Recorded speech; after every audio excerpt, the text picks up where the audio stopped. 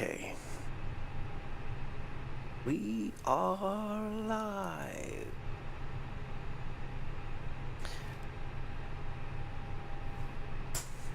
Okay, right. We are... Right, so into semi-briefy. Go to flight plan. View last, edit last flight. There we go. Right, so we're going to change the airframe to the fly-by-wire A32, and we're flying Delta Airlines today, so that'll be Dell. Let me see if I can just bring this up on dash screen.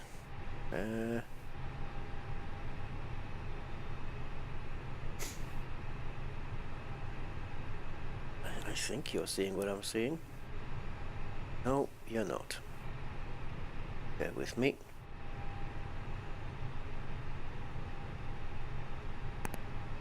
You're not seeing the... you're seeing the old sim brief. That's no good. I will be with you in just a moment when I get the right screen on the window. There we go. Cool. Alright, so Delta Airlines, Quebec to Quilga, LaGuardia. Departing Zulu, whatever.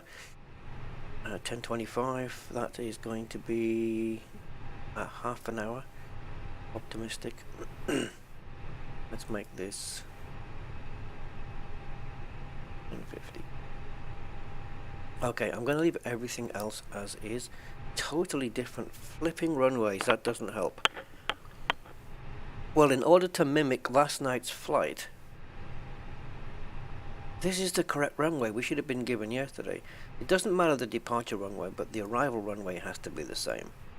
So we're going to come in on 22. We need to come down on 22. Departure doesn't matter. Scheduled flight time 1:40.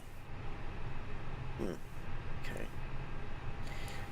And we don't need to save any flight plans on here. So let's generate that.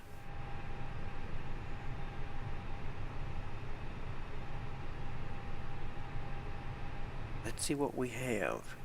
I'll be interested to see how much fuel it uses compared to the 390. Cruising altitude is the same. What's the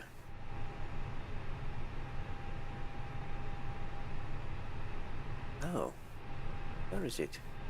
Here we go. Wow, cost index is only 10. A lot more fuel efficient than the 900.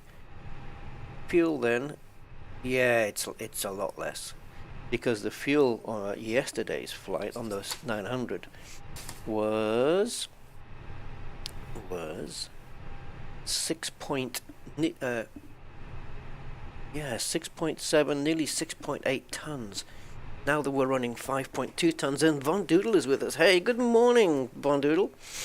A morning flight. Yes, yesterday. Yeah, because yesterday we did this flight, this exact flight, on the Boeing 737-900, and it didn't. It on descent, it didn't. The plane was telling me that it was calculating everything perfectly. And it was happy on the descent, and judging by all the instruments, everything was coming, you know, the plane was coming down on the perfect flight path. Nothing told me any different. And yet, when we got to the runway, we were still 5,000, 6,000 feet too high up in the air. Like, totally missed it. And so I had to manually tell the plane to turn around, and then I had to manually land it myself. In a crosswind, which was fun. You should see that on the stream. We actually landed the big 900 in a cross stream. Fun, definitely fun. And I looked back on the stream today, and I figured out what it was. And it was that there was one of the waypoints was It was in the wrong order. There are two waypoints on the way in. One is called Yeoman, one's called LGA. In reality, Yeoman comes first, and then it's LGA, and then it's the runway. But on the computer, we had we had LGA first, and then Yeoman, which is ridiculous. It's like running to B and then going back to A again. It doesn't make any sense. And the plane was descending appropriate to LGA and not Yeoman. So it was actually in the wrong order. Now, that wasn't the plane's fault, and that wasn't my fault, and it wasn't the sim's fault. So, was it SimBrief that messed that up? So I'm gonna have a look right now. We're gonna do exactly the same flight. I don't even really need to change planes. I could run the same flight on the Boeing again. It wouldn't really make a difference, to be honest. But I just want to have a look at the flight plan and make sure it's correct. We started with a lot of ice on the windows, but the heat has taken those away now, so thankfully we're okay. It is nighttime here. It's around 4:30 in the morning, so when we landed yesterday in New York, we were getting a lovely sunset. And I think now, if we are on schedule, if I do the flight, we should be landing in New York with a sunrise. So that should be nice. Let me just ask Alexa. Alexa, what time does this... Forget it. Alexa, when is sunrise in New York?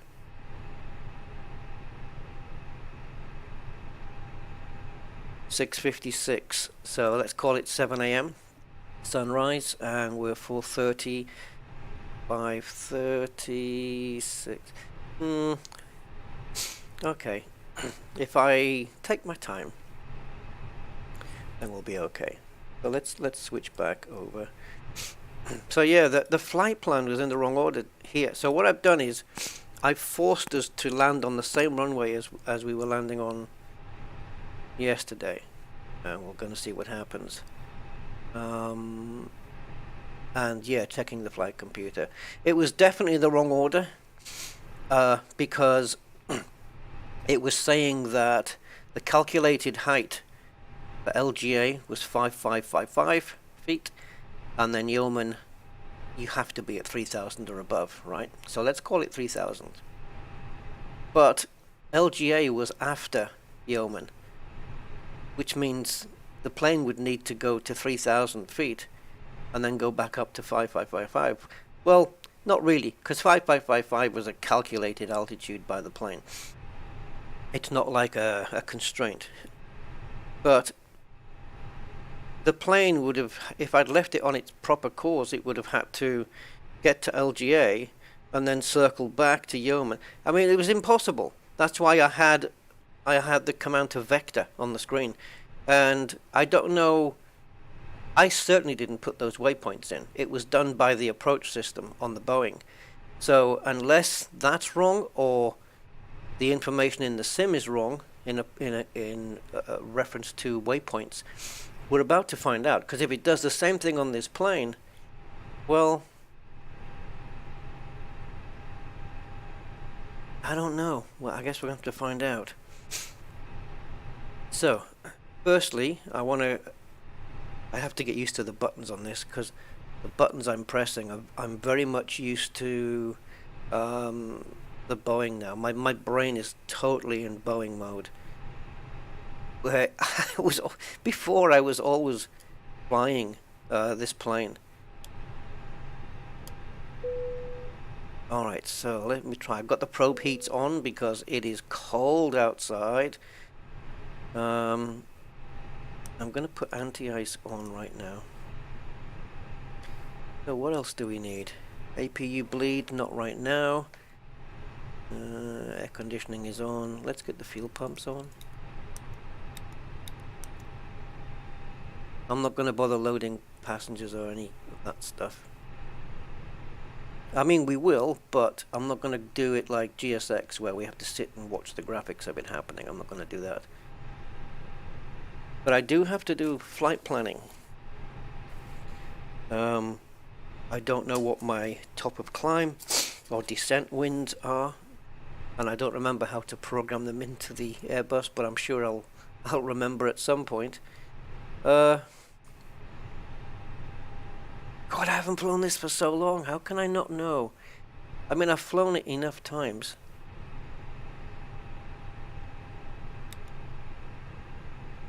No, I'm not going to put the APU on. I want to do all of these flight planning, because I haven't decided even whether to fly it yet. So engine anti-ice is on, TCAS is on, standby, parking brake is on. No, it's not portable devices. Fine, good. So, I want to go here, here.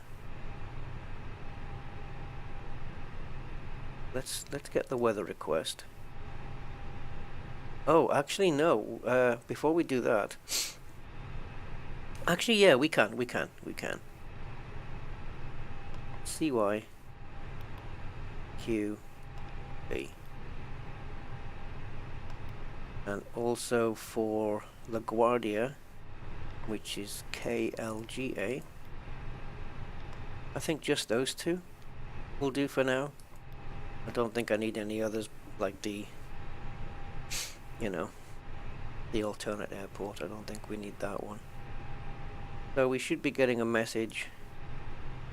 Yeah, we do have it. And that should be here.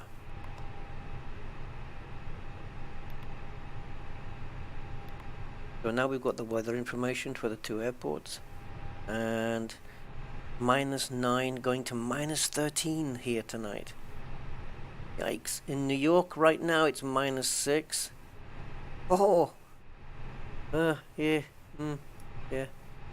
Fine. It's not, is it displaying on here? All the messages, I thought the company messages used to be on here. So like this, you could get it displayed up here now. Okay, well, print it out so I can have a printout of it, but not that I need it. Alright, so diffrip. So D we've done, so I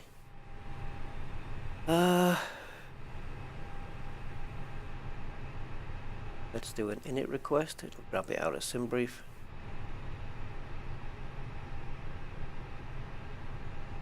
-52 up at flight 380. Too many buttons. I was going to fly from Berlin to Warsaw, but my passenger's going to have to wait until I have my porridge. Wow, we've not had porridge for a long time.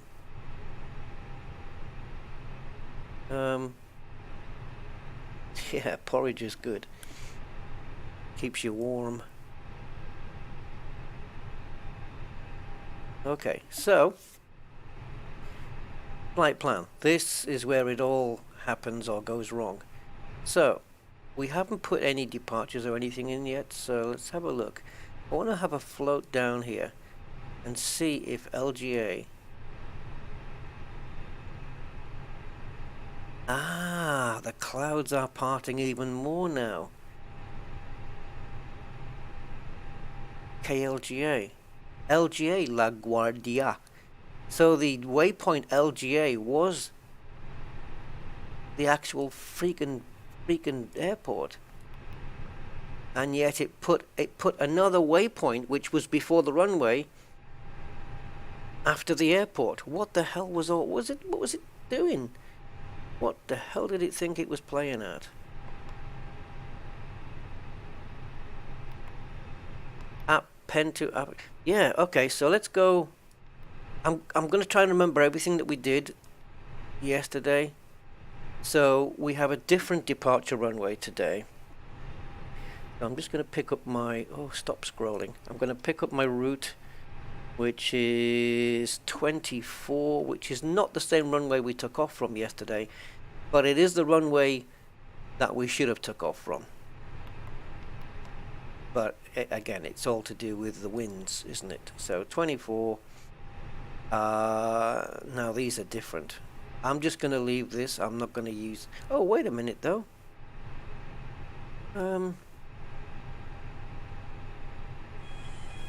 Let me check out the Navigraph. We have Psych. I'm going to call it Psych. Psych B6 and Go Zev 1. Alright. Let's check that out. So if I get Navigraph up on the screen, and then we've got... I have got so many windows open. Right, Navigraph, come to Papa. I've got my Navigraph, I've got the one on the stream, it's just a mix-up. Right, here we go. So, CY BQ QB.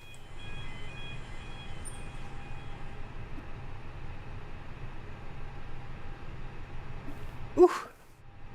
Sorry, just had to have a good sneeze there. So it's giving us this one, or one that's not even here, which it did yesterday. So Gochev. Yeah, I'm happy with this one. Gochev to ICMIC, which is the one we picked up yesterday, but we had to come off runway 6. So this is your runway right here. And yesterday we took off this way, then we went along down here and back onto ICMIC. This way we're just going to go to Gochev and then ICMIC. So yeah, I am happy with the Gochev. Gochev. How would you pronounce that? Gochev.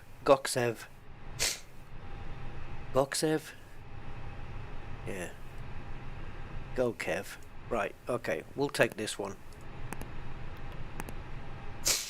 And we're transitioning via ICMIC, as we said. That's fine.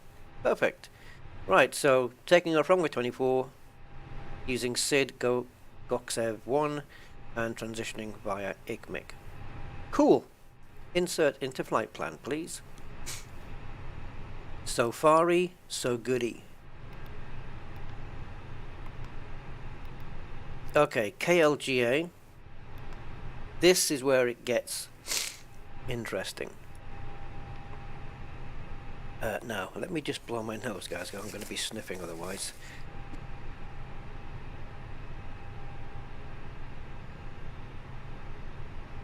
Alright, so we're definitely coming in on ILS 22, which is what we did yesterday. This was the star we were coming in via, so let's go on that one. And no vias. Cool. Do it. Right. Now, show me, what do you have? You cannot have LGA in front of Yeoman. Come on now.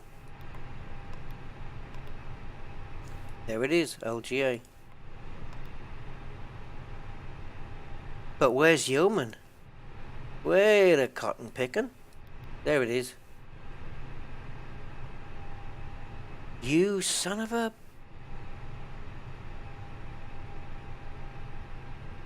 Wait a minute. It's wrong. What the hell is going on?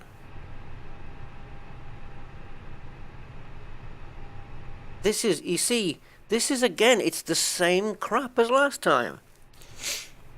LGA comes after Yeoman, but on here it's before, which is why the plane says, hey, I don't know what you're trying to do here, so you're going to have to fly this bit manually.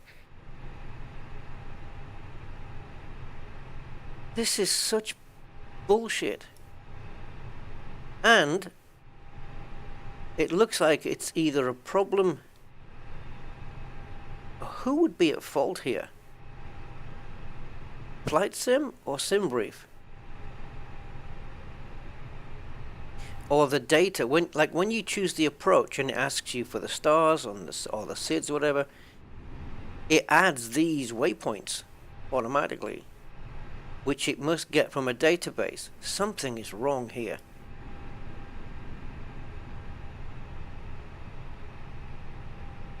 I'm going to leave it here for now. I'm not going to look at the map because I want to start adding the performance figures in so we can get all of the altitudes. This is so wrong. It's so bad. Yikes. I've never seen this before, ever. Right, so there's my SimBrief flight plan. So as you can see, the star was Harp 3, which we put in, but all the waypoints in between here and the airport are put in automatically by the computer, and it's actually got them wrong by the looks of it.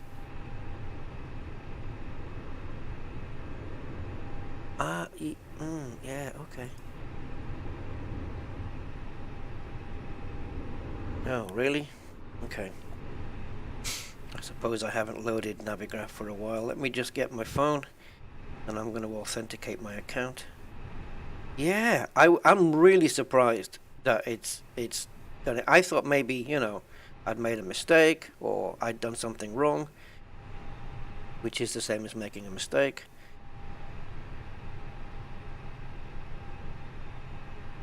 But it seems that it's not the case at all.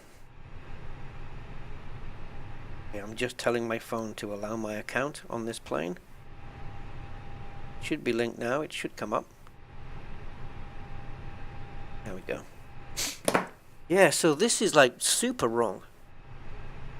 So if we go again into LaGuardia, Harp 3 is where it told us, right? It was on SimBrief, Harp 3. This is our star that it's calculated for us, right?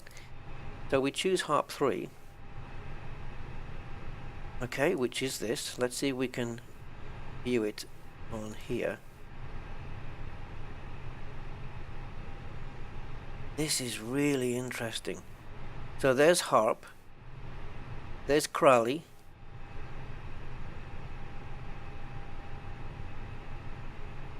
There's not even...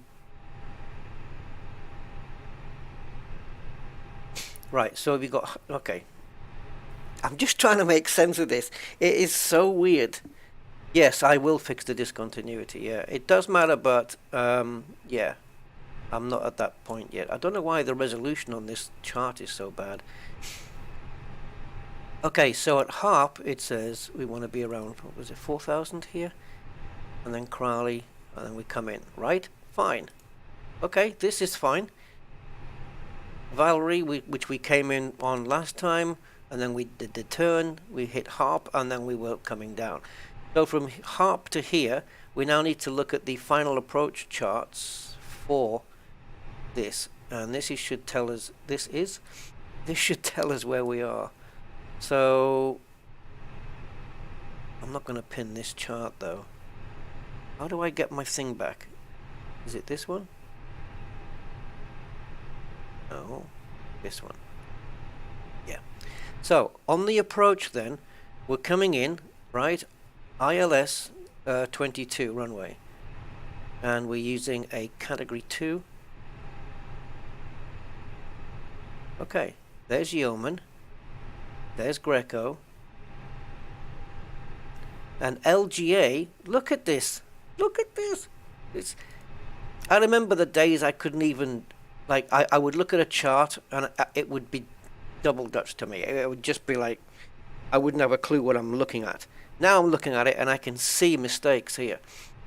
The chart is correct.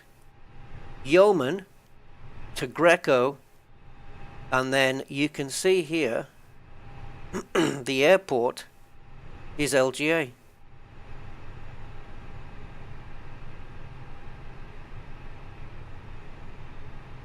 So we're flying in this way, Yeoman, Greco, and then LGA, or in the planes language it'll be KLGA R22, right? Yeoman, Greco, LGA. Yeoman, Greco, LGA. Yeoman, Greco, LGA. That's the order.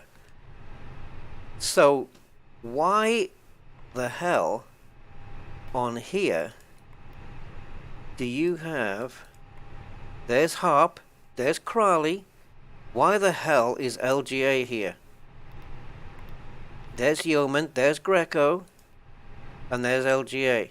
So the problem is this. To fix the flight plan, LGA has to be deleted, right? Which is fine, we can do that. But how the F did it get there in the first place? Greco, LGA.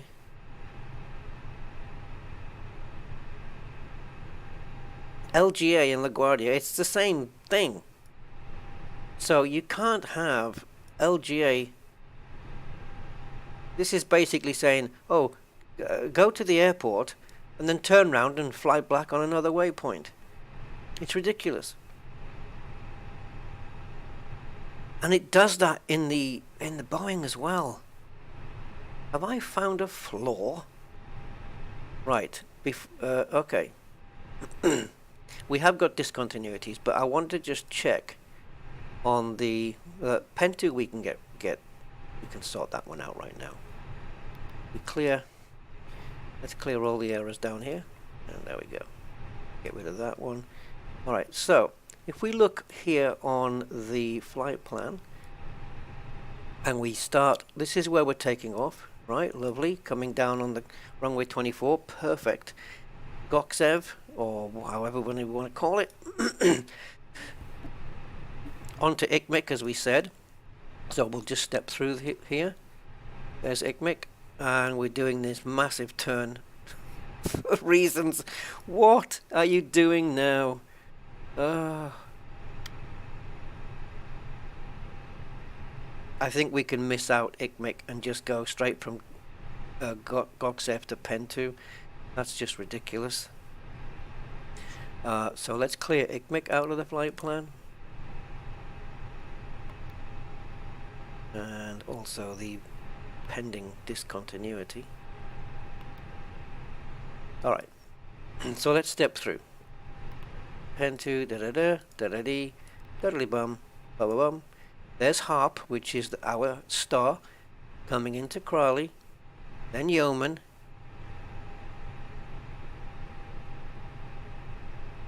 What? Why does this look correct?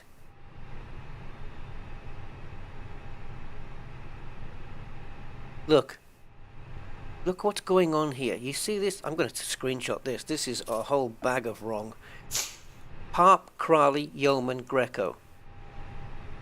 LGA. Look at the order. H, C, Y, G, L. H, C, L, Y, G.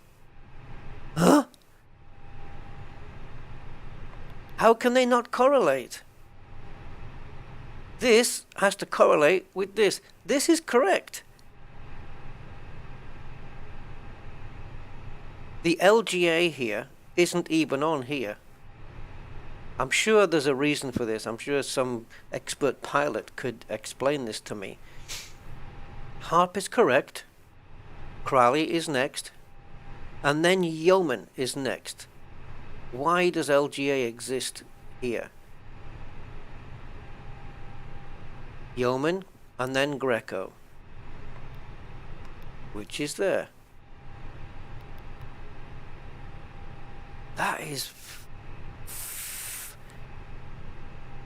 messed up. Okay, so to fix it, it's really easy to fix. It's just I don't understand how it does it in the first place. We'll take that away, and we'll take this away, and then we'll take away that discontinuity, and that's it. And now this lines up with this. That's it. Harp, Crawley, Yeoman, Greco, Airport.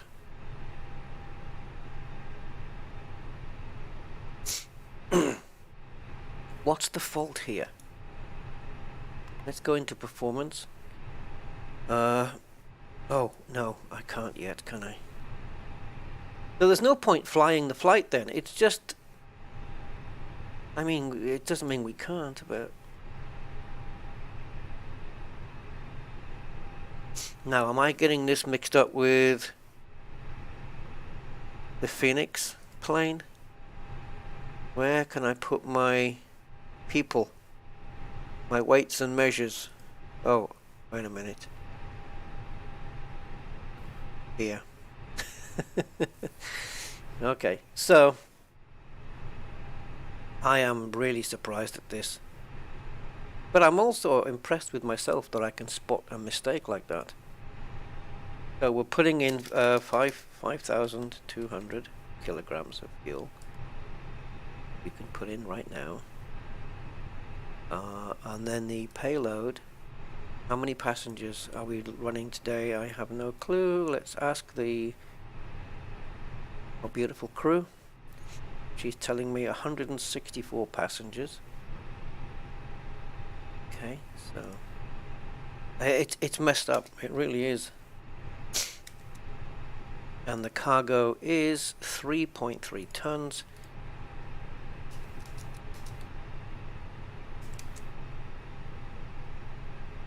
I could have just grabbed it from SimBrief, so let's do that.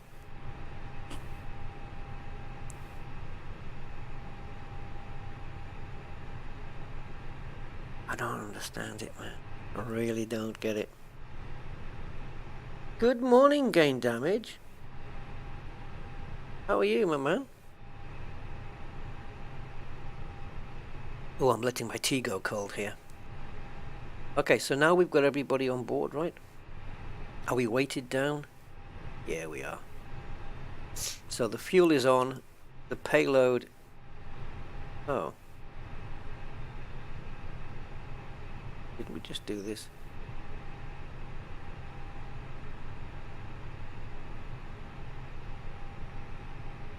Is it every time we go here, it's kind of resetting?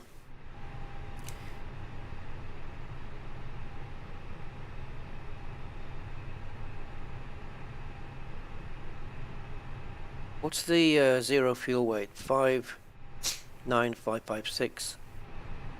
And currently 42500. What? What?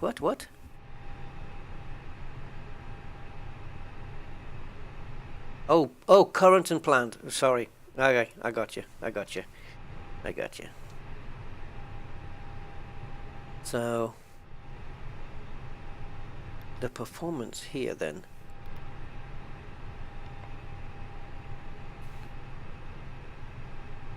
Flaps is... Oh, it's all different. I don't remember how to fly this. Flaps, it's not 5 like the Boeing.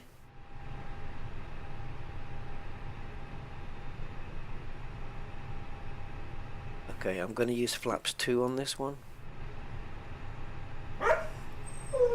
Hey! We have a woof woof.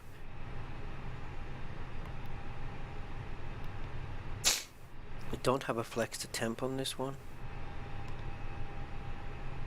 Initialize weight.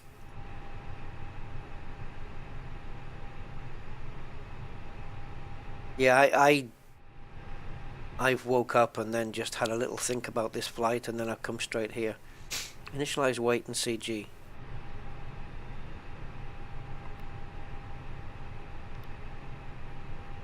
Yeah, I knew I'd missed a whole page out.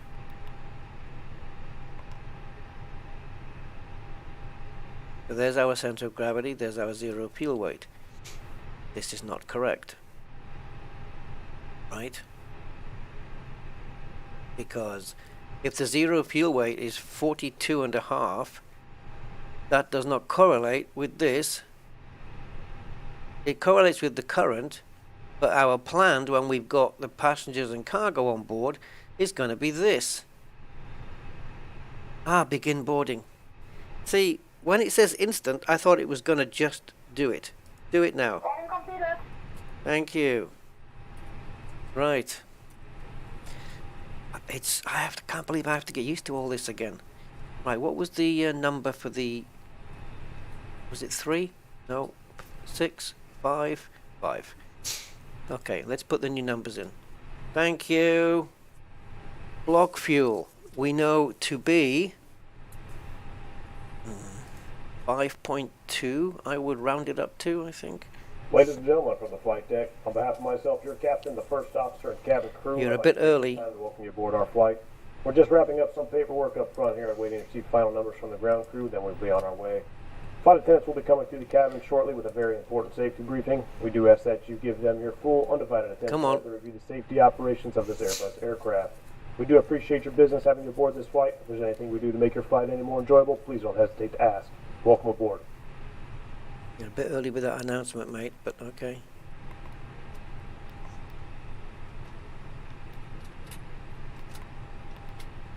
Right.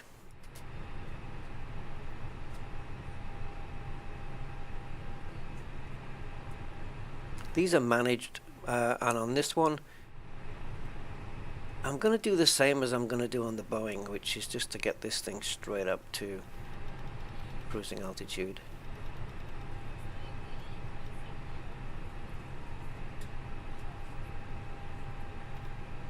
Okay. Air pressure, I'm just going to press the button because I don't know what it is. Oh, it can't be 2992 exactly. Is it? Nah. Could be too much of a coincidence. Current METAR for Quebec. 2998. Okay, so why aren't you correcting when I tell you to correct?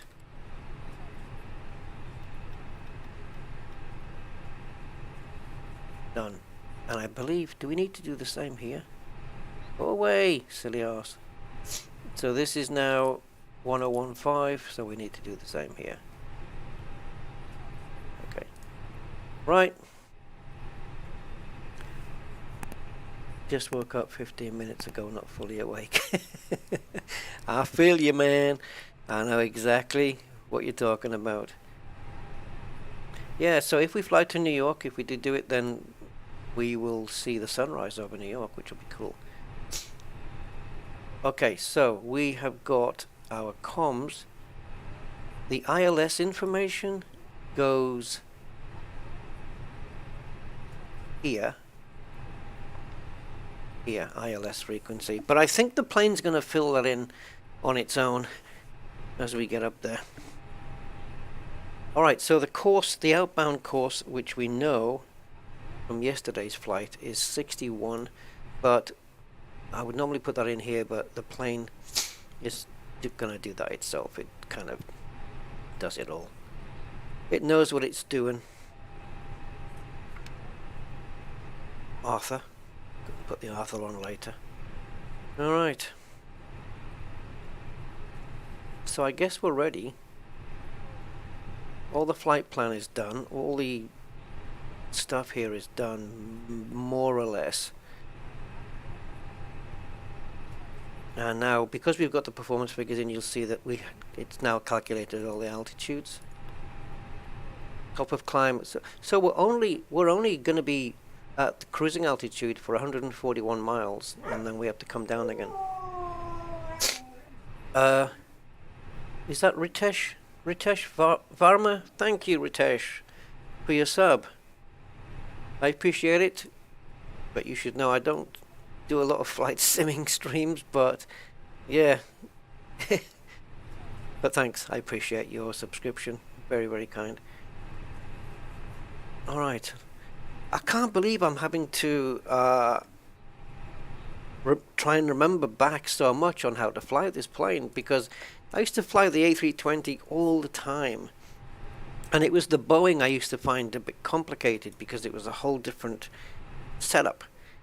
And then I became familiar with the Boeing, and I've been flying it ever since. And I've just completely forgotten the Airbus. So it is what it is, I suppose. All right. So we're good here. We've got top of descent calculating. But we don't need that, I don't think. And we've got the landing here, which fill the data from the flight plan. Okay. And calculate. What else? You're missing something though, aren't you? Runway condition dry. What are you missing that you can't fill in here? Runway heading. Oh, okay. I can tell you the runway heading. It's 224.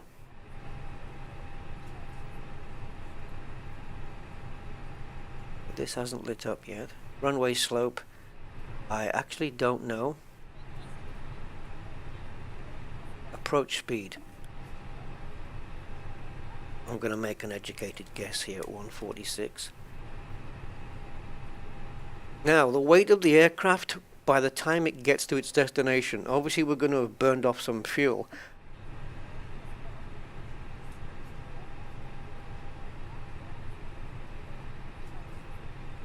I don't know how much fuel we're going to use. Does it not tell you in sim brief or something? I don't know.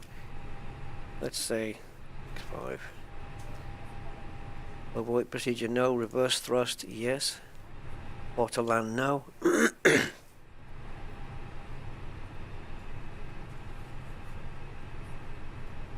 Oh, runway elevation.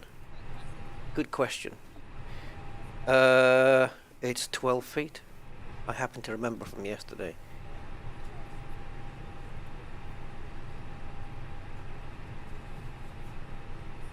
Okay, so runway. Let me just refresh. Landing distance available. It actually told me what the length of the runway was. I can find out.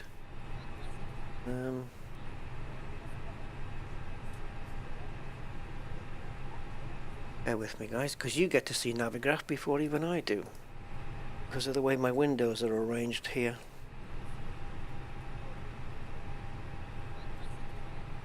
Alright, so KLGA,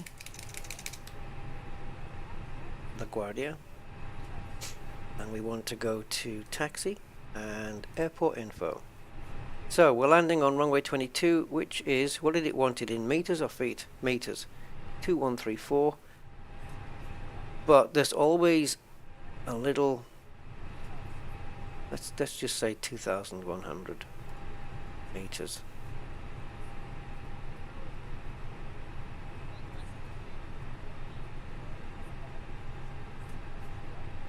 Surely that's everything.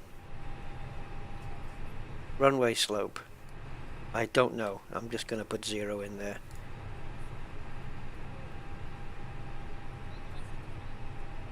So this is how we're landing if we had low auto brakes on, medium auto brakes and maximum. So we can go to medium. We've got plenty of runway there.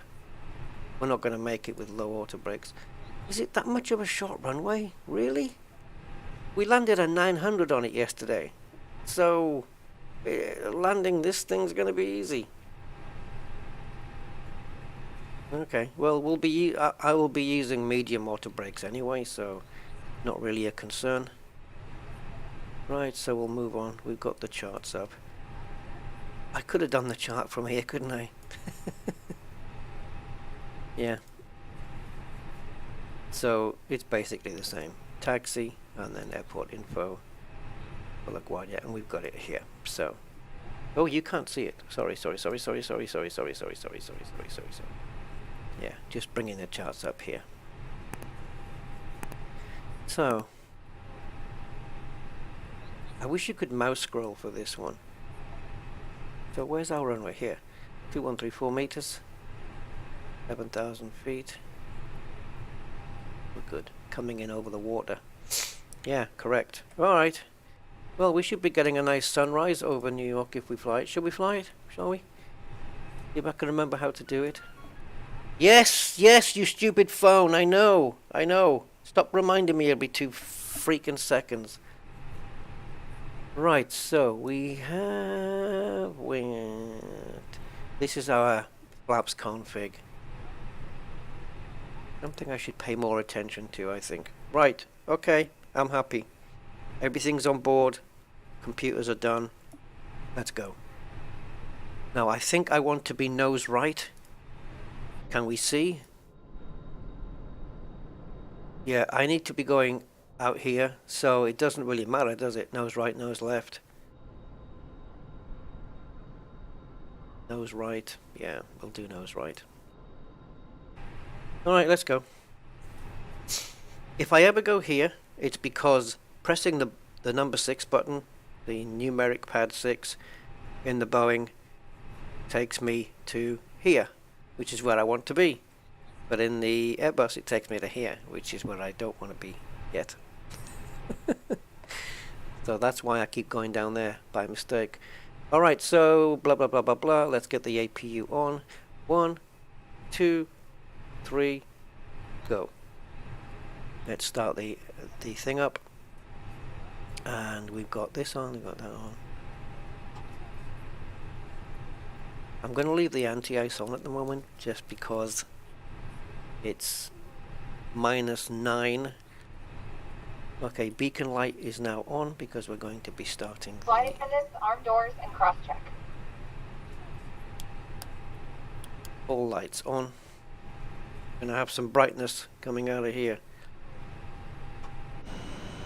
Yeah. He's bright, man. Alright. Wow, look at the snow on the wing! On the tail! Oh, it's a... I'll tell you what. APU's firing up. It is a good thing that I put anti-ice on the engines and the wing. Look at this. It is cold. You can follow along with the safety information card in your seat back pocket. Right, APU is available. It's, as you can see here, it's all booted up. Oops. See? Done it again.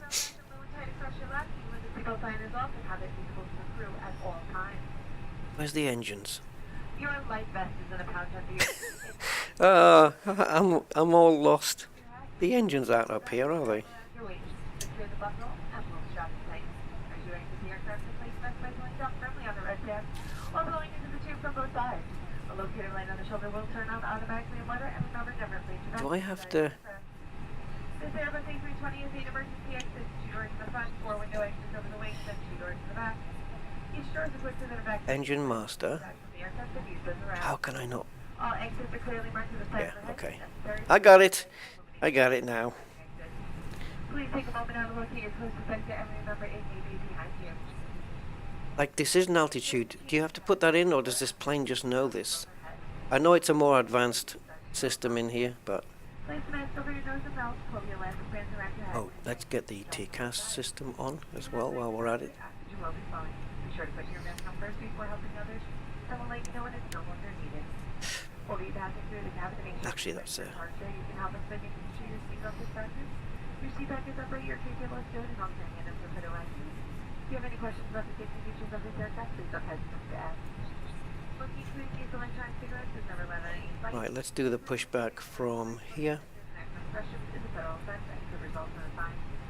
For your convenience, this aircraft has 3 restrooms, one in the front of the cabin and 2 in the back, and each is equipped with an instant changing table. We'll be adjusting the cabin lights for departure if you use their assistance plane above your seat. We're here to make sure you have a safe and comfortable flight. Thank you for your attention, and we hope you enjoy the experience. Oh, I have to do this myself? Okay. Gonna be fun.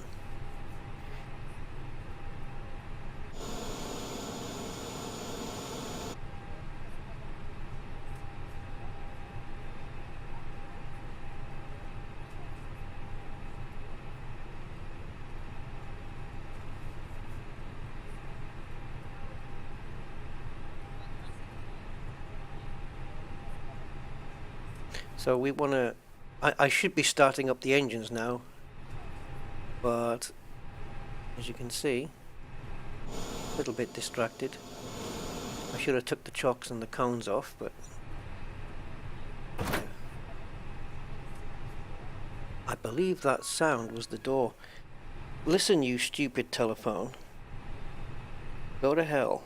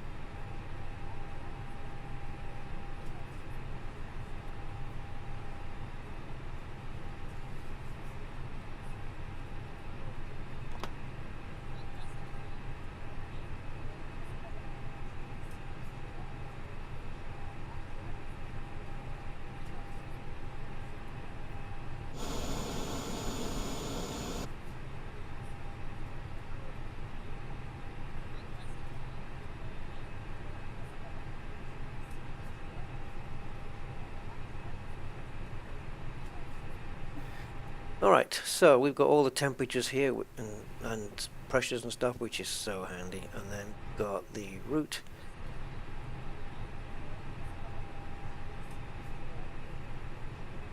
Cost index is 10. I didn't even enter that.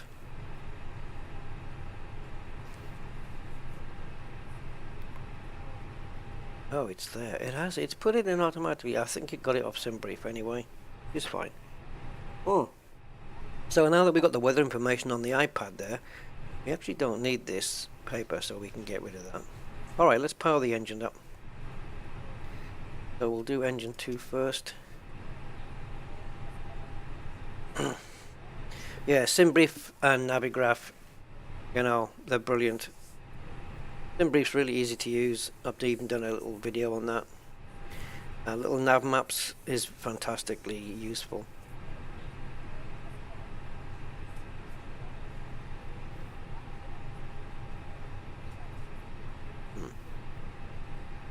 Did I not put the bleed on? I'll bet I didn't. No. Kinda helps. APU bleed. Yeah. Apparently it helps to start the aircraft up, from what I'm told. Yeah. So I believe anyway. Go.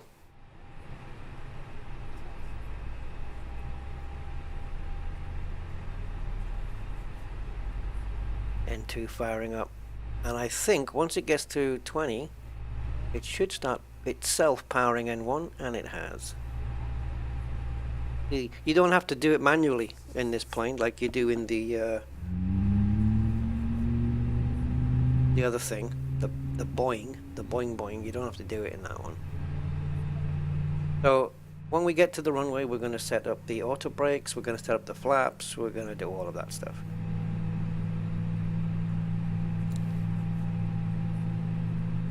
Come on, N1.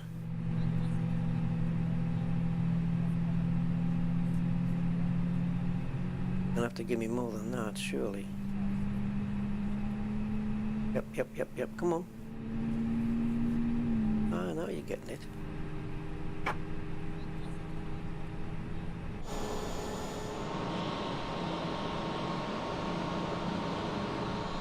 They're fully fired. Look at the engine, it's freezing. Mind you, it's got snow all over it, but that's gonna... And the wing, despite me having anti-ice on.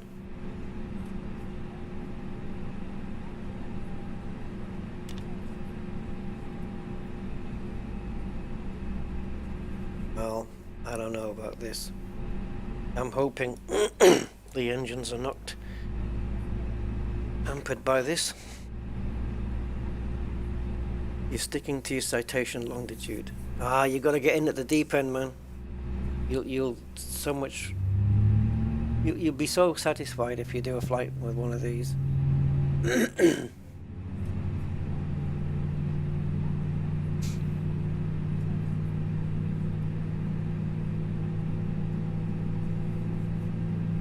My first flight with the Boeing, without referring to checklists and any of that stuff, was the most satisfying event.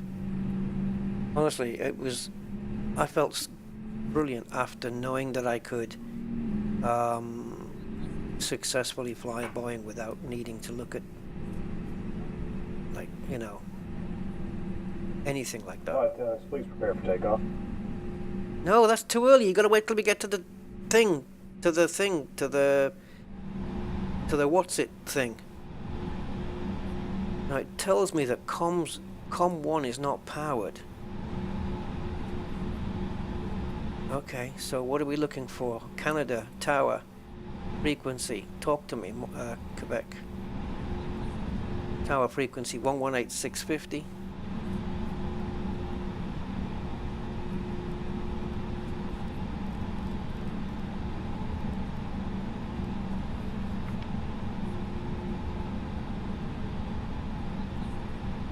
How is it saying it's not powered? It's not picking it up. Oh, you stupid computer program.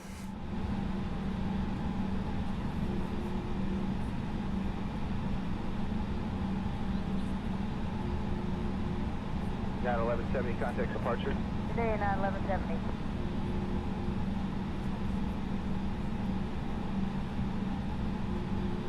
Okay, we have a good engine start then on both, 5 right, line up and wait. I guess. 5 right, line up and wait. I hope. So APU can come off. I'm just keeping the plane here just a little while so that the engines can hopefully melt off the snow on those engines there. It's going to take a while, I think. Alright, let's get going. Cockpit 623, thank you very much. I take 28 Golf. Cross runway 25 right, traffic holding, then ground point 75. Question for right, Golf, point 75, 623. Come on. So we are needing to take off runway 24. Cross 25 right, traffic holding, ground point 75. So we want to be... I should have gone the other way round. I knew it, but it doesn't matter. So we're going to go this way. Guys, 512, contact departure. I actually was turning my aircraft as if to go back to the runway we were on yesterday, but that's incorrect. So we'll just do a U-turn and we'll take this. This is fine.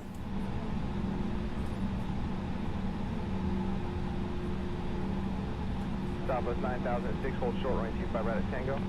Hold short 25 right. See, you've got the checklist up already, but I think that's based on time as opposed to anything else, so it's good.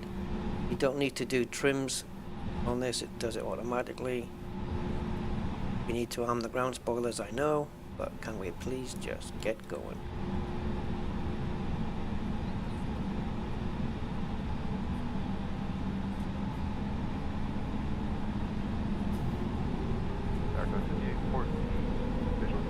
Copy 5814, tire following Airbus 321, short final, right 25 left, clear to land.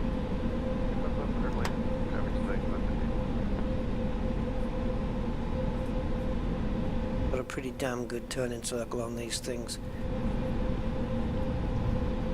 which I can certainly appreciate. Yeah, 1711 and a half, Docker, wind 240 at 15, runway 25 right, clear for takeoff.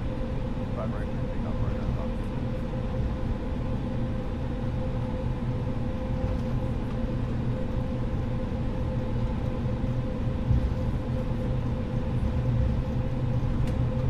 Alright, slow down, take it easy, take it easy.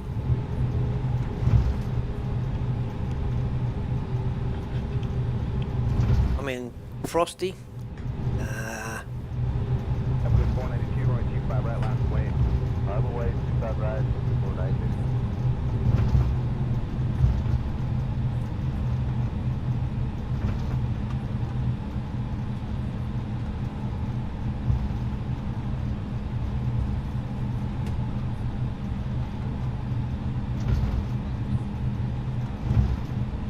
The frost effect on the ground looks great. Oh, this is where we need to stop. Stop, stop, stop, stop. American 369, hold short, runway 25 right at Papa. 25 right, Papa. Alright, so final procedures then. So we want maximum auto brakes. We want the cabin check, which is up here. We want the spoilers armed, which is there. Flaps in takeoff config, which we told the computer we were going to be choosing flaps 2. So we just wait for the flaps to go down. You can see them here. Once they stop moving,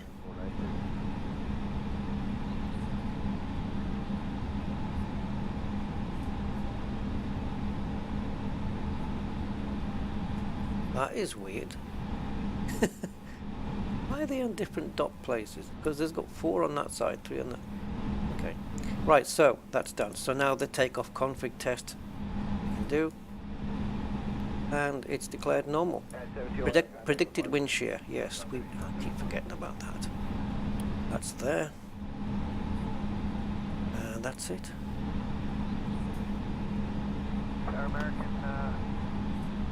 Parking brake is off. Don't need you anymore. Embraer 3.5 miles ahead, right 25 left, clear to land. Okay, we are config for takeoff. The way this plane moves along the ground is nice, man. It's really smooth. The steering, yeah, it's a little bit, yeah, no. It steers in one direction like this, and then when you want to go back the other way, there's a little bit of a delay. But, you know, it's fine. It's fine. It's fine. What I haven't flown for a while is the Phoenix, which is that's your full-on study level plane. That one. Okay, we're ready. We're taking off for New York, baby. Let's go.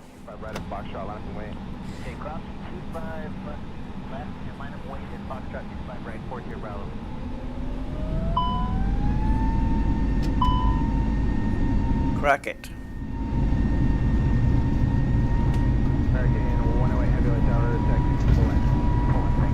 Did we get a call out on this? I forget.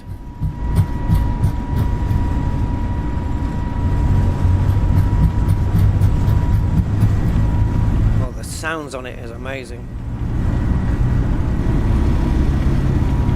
Come on, sweetheart. Positive rate of climb and gear up.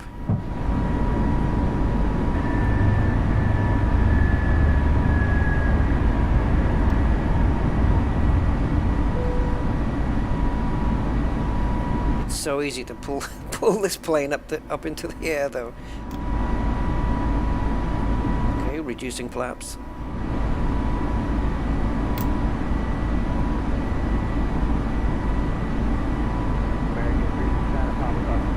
Okay, we have the A floor issue, which I can hopefully fix. This isn't cool. This is not cool. Why are you giving me this? We've got toga lock now.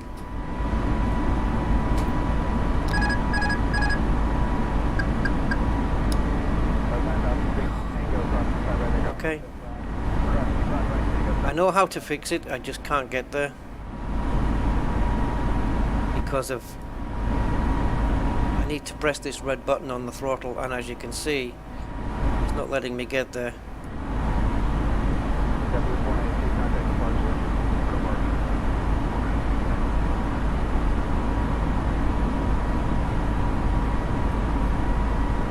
Why? Why isn't there a hot point for it?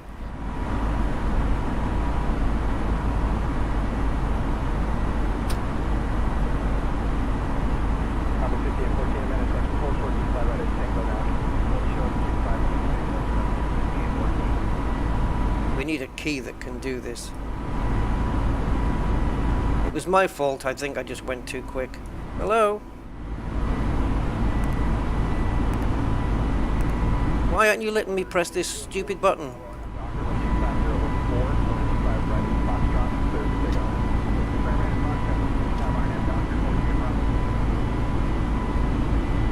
Are we at the climb detent? We are.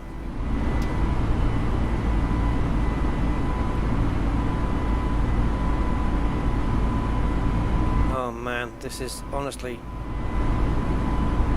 Yeah, hang on, Carlos.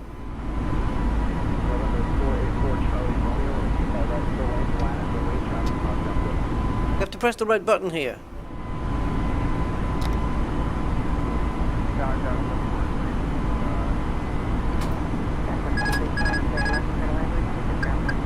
Oh, I had this toggle lock thing before, and I even did a video on how to sort it out.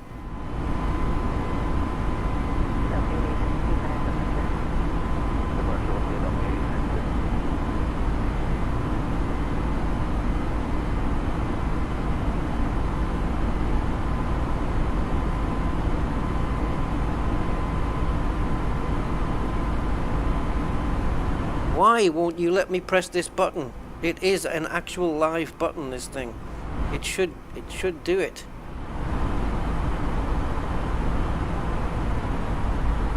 I did a video on this very topic, and the solution was to press this red button, but there's no hot point for it.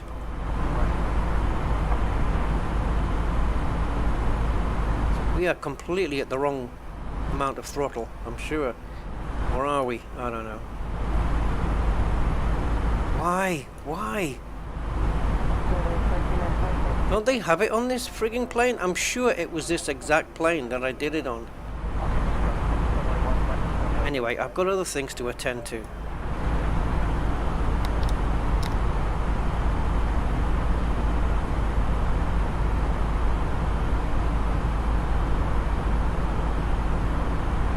This is the autopilot cancel, right? And I do have a button which should cancel it.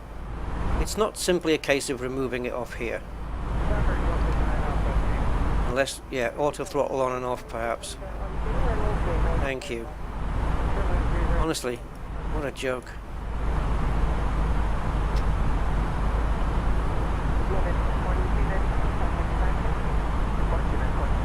Okay, you happy now? Why that button doesn't work, I don't know. It used to.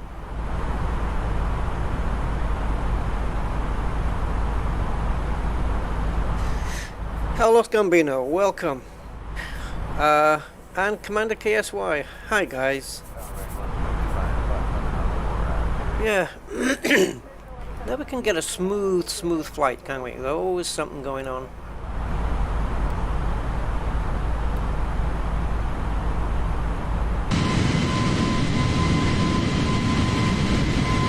Still got the ice on the engines though.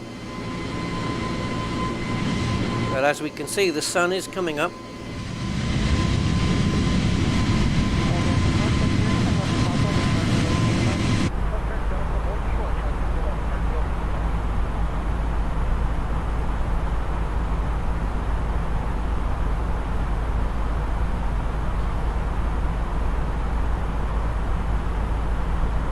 I'm going to silence my phone because it really gets on my tits.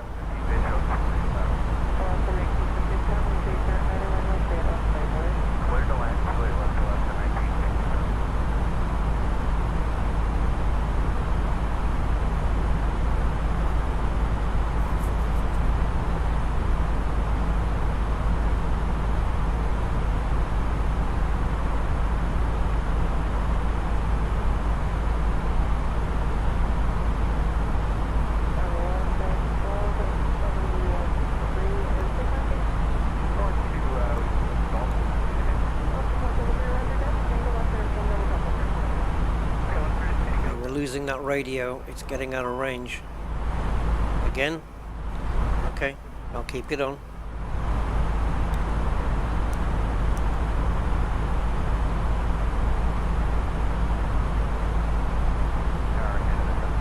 I don't have any other towers to tune into, but we've got Montreal Center. There we go.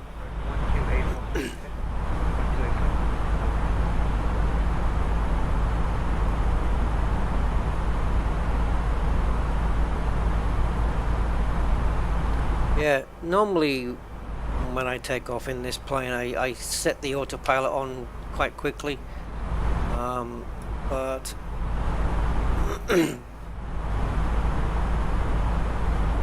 I guess I just did it a bit later, and yeah, I don't know, I guess I just did overspeed, manual overspeeded, and it didn't like it. Too bad.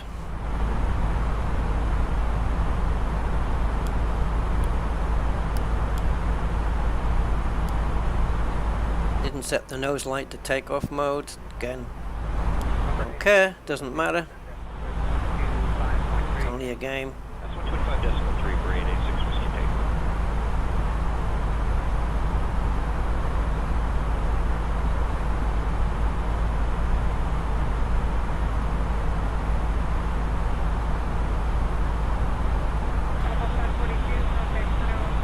But we should get a proper landing now. The seatbelts are set to auto, I believe. No, they're not. They don't have an auto here. Awesome.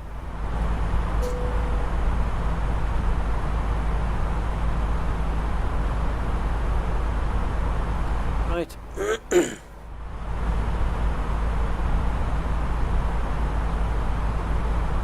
Yeah, this is UTC time you see here. This isn't local. I don't know whether you can switch this to local or not. no idea.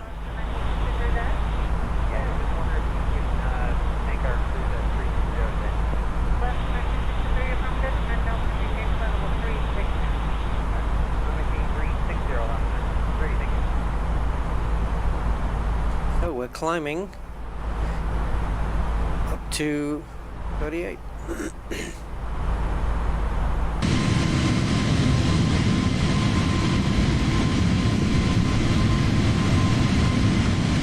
Now this is a big area. Let's see where it is. I'll bring up a little nav map.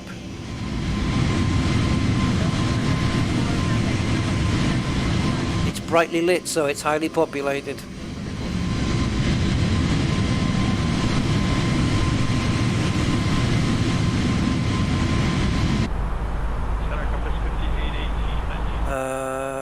Ignore the update and remind me later. So, we are coming up to Montreal. That's the city of Montreal. And to our left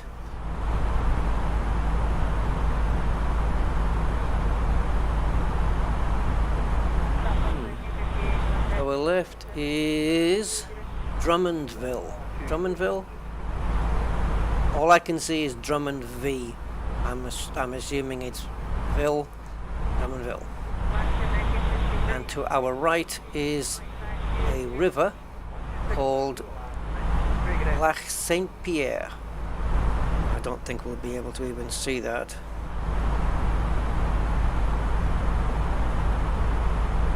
Oh, there we go. Yeah, we can. There it is. Saint Pierre.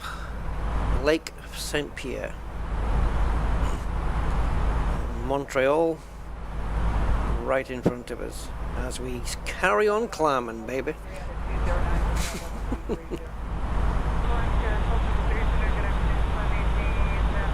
Sometimes these things like the Alpha floor and stuff is an annoyance. You know, they kind of interrupt the rhythm, so to speak. Same as the landing yesterday where we had to do it manually in a crosswind and blah blah blah blah blah. But I suppose if there is a silver lining to those things, it's that I kind of know what to do to get out of it, to fix it. And why this button is no longer... I'm sure when I did a video on Alpha Floor and Toga Lock, I will swear that it was done on this aircraft. And the solution was to hit this button. So, how is it not hittable anymore? Why can't we push this in, this little red button? I'll bet you my bottom dollar to a penny to a pound or whatever. Oh, there it is! There's the hot point. I was about to say, I'll bet you to a penny to a pound that you can do it on the other one. The Phoenix, for sure. It's right there. Did you see it come up? But this dialogue, it's so busy still showing this dialogue. How the hell did I find it? See, while that's showing up, now you can't find it. How on earth did I get that? It's ridiculous. It's ridiculous. The hot point for the throttle control should be on the top here, on the handles, not at the sides. How on earth? It came up. It said DSC, didn't it? It came up. Which is obviously disconnect, but... Fly-by-wire, you need to work on this, boys. Give us a better hotspot for this. Nope. Would I have to approach it from the top? No. Bottom? No. Side? It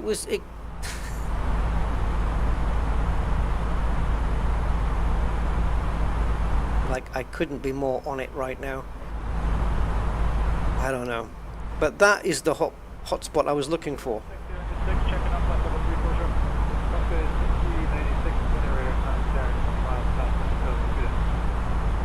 See, so I wasn't going crazy after all.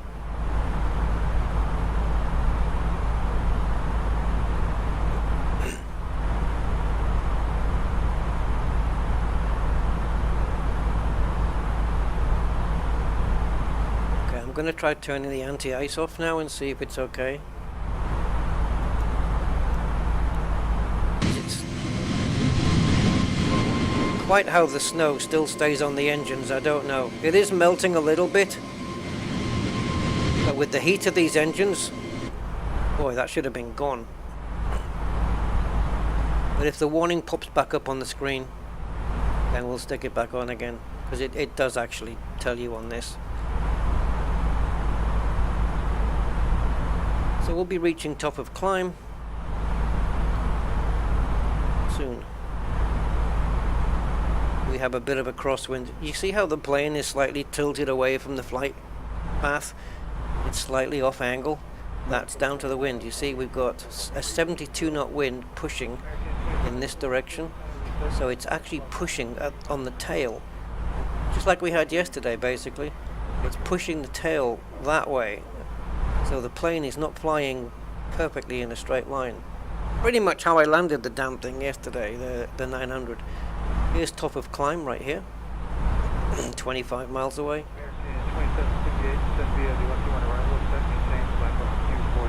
Yeah. So the wind's coming from 257 degrees, which would be here. It's coming in from this direction at 75 knots. And it's hitting our back tail, the tail of the plane, and pushing it out. And that's why it's a bit skewy.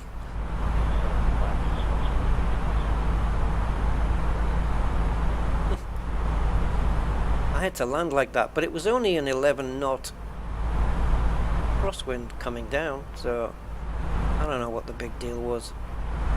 Oh, do we have the... Yep, it's got it in.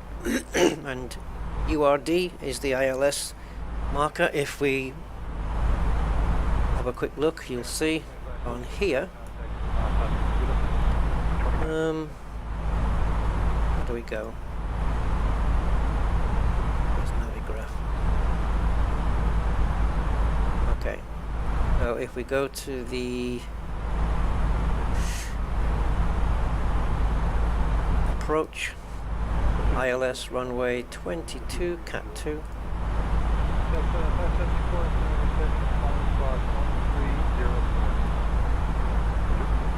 Let's see here, this is our ILS 110.5, and this is the identification IURD,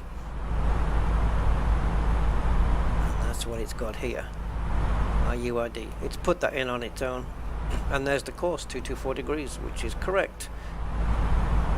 So this is to pick up the localizer, and it'll capture that on the way down. Very nice. Activate approach phase. I don't think so. Not ready yet.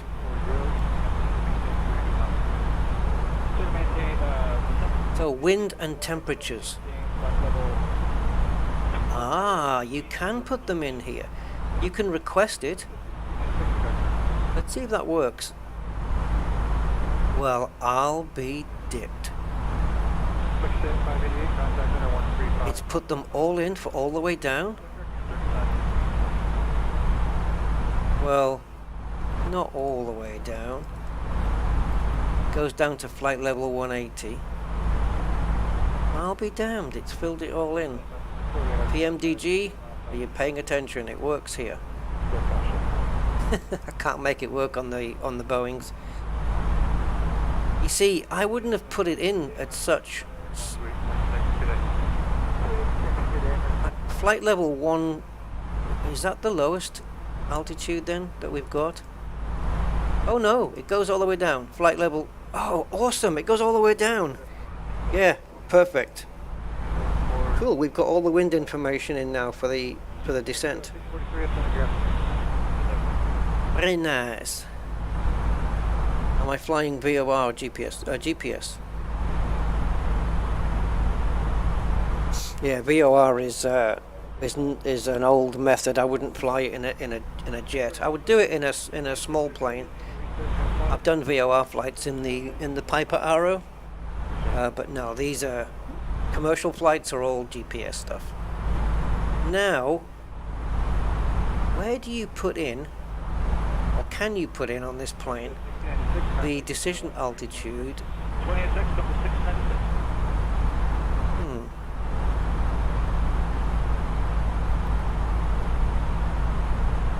Oh, that's, sorry, wrong one. I don't know.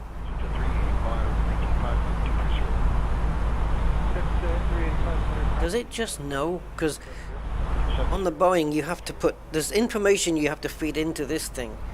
Like the runway elevation you feed in up on the top here, and the decision altitude you feed in on the barometer.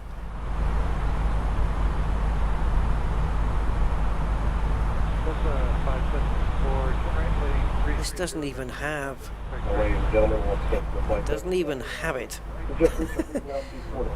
Why are we flying so slowly? We're doing 248 knots, 247 knots. Also, one more reminder to please refrain from congregating in the front galley where the flight deck door is located. Thank you. Oh, that was a captain saying that the food's coming round. Is that really his job?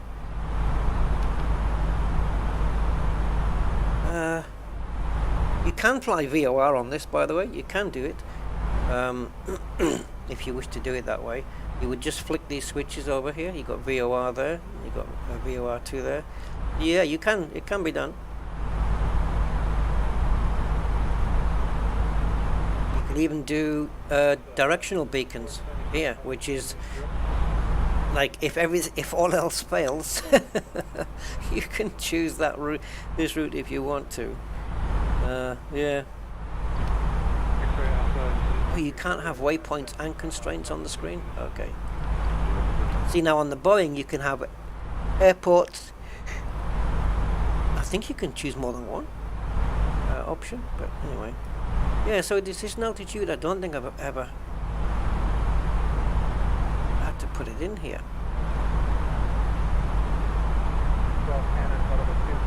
I mean, if you can, where would you even put it?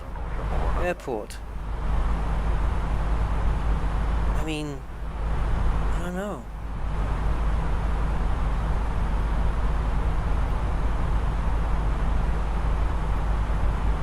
This is cruise. Next phase is descent. Wait a minute. Wait a minute. Next phase is approach. Alright, there we go. There we go. Alright, let me just get the information for this. I actually know what this is. The Barrow is 112 because we flew it yesterday and I happen to remember the numbers. So 112 here. We do it on Barrow, I think, and not radio. I believe so anyway. Right, so the QNH, or in other words the air pressure. Let me just have a look on my phone because I do have it in already. And in LaGuardia right now it is 1021. Uh-oh, what's going on here? 1, 0, 2. Temperature in New York right now is 3 degrees. And the wind information is 300 degrees.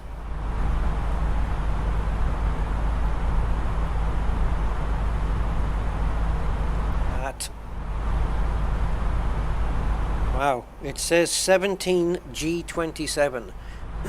Now I believe that is 17 knots gusting to 27. Which one do I put in? I'm going to put the gusting one in so that the plane's ready for it, I guess. Okay, so that's the approach information all in. And then we have the... This is our landing speed with the flaps down on full. S is I don't know, what's this? Spoilers, slats, and OSF. I know.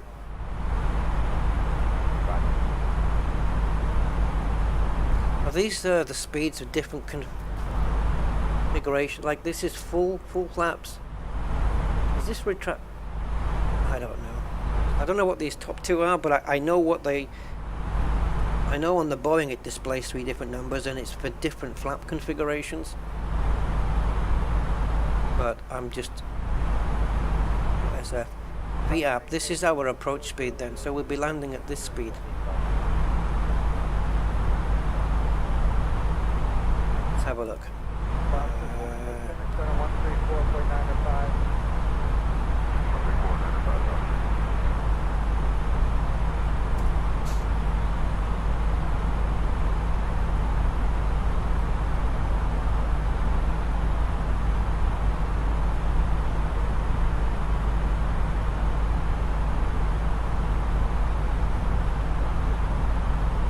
Right, so we have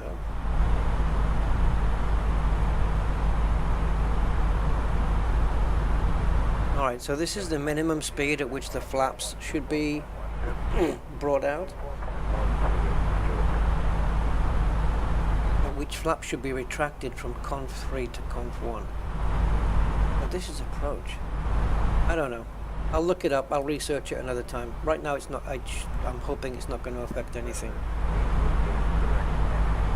If anyone knows what OSF is, F's got to be flaps.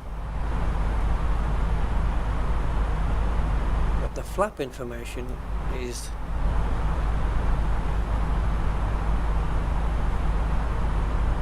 we've got to be under 177 for full flaps, right?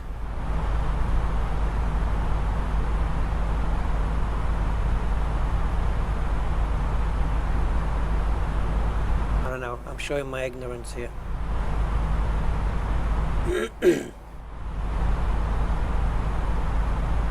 O is the green dot speed, dot plane speed, okay. S.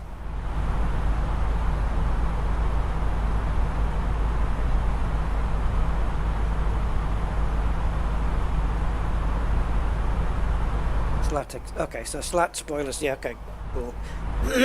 I got you. Alright, I got it, thank you. Appreciate it, man. Flap extension speed.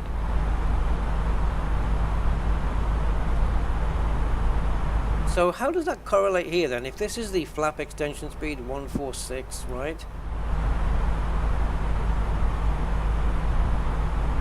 How does that correlate here when it says that, you know, anything under 177, I guess, is when you can extract full flaps? These are the maximum speeds that you can have these flaps out, right? Those are targets for the auto thrust. Alright, well I'll be using auto thrust, so do I go by these then? Targets for the auto thrust, gotcha.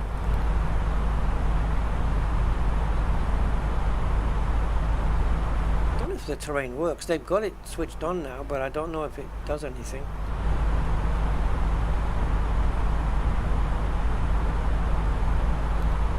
Alright. Because kind of with the Boeing, I've got a pretty much good idea of when to start bringing the flaps out. But there's a lot more flap configs on that one. You know, you get your 5, your 10, your 15, your 25, your 30, your 40. Well, this one just has 1, 2, and then it's like, you know, you got 1 plus F, obviously, 2, 3 full, and it's a lot easier. In manage speed mode, your auto thrust speeds. Look at the limitations. So this is a thing. I've got so many questions with the flaps though. Do I have to wait, like let's say 200 knots here for 2? Do I wait until the auto throttle has slowed the plane down to under 200 before I apply flaps 2 manually? This is it?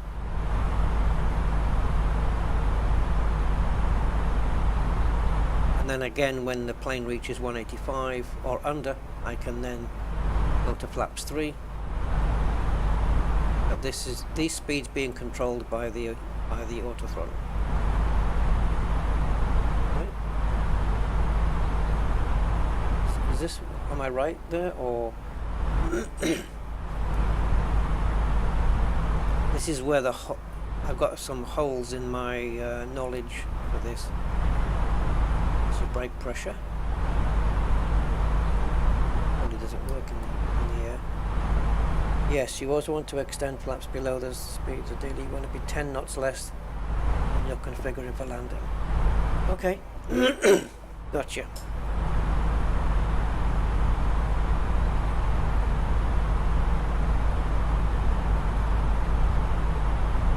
So now we get to the full flaps. So let's say at 170 knots or 167 knots, I go full flaps. How does that tie in with the 146 here? If this is the F is the flap extension speed. See, to me, when you say F equals flap extension speed, that means don't extend your flaps until you get to that speed. That's how my brain's translating that. Is that? But I've got a feeling I'm probably wrong thinking that.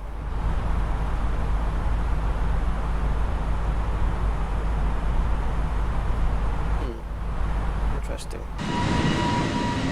Oh, the snow's gone.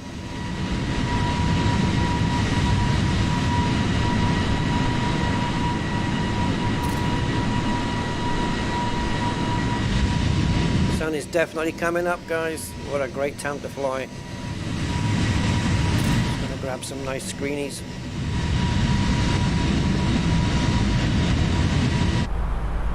Yeah, I'm not what you would call the expert pilot, brown over blue. So yeah, I do my best. I can get it done most times, and you know, I get by somehow. Do I not have any internals?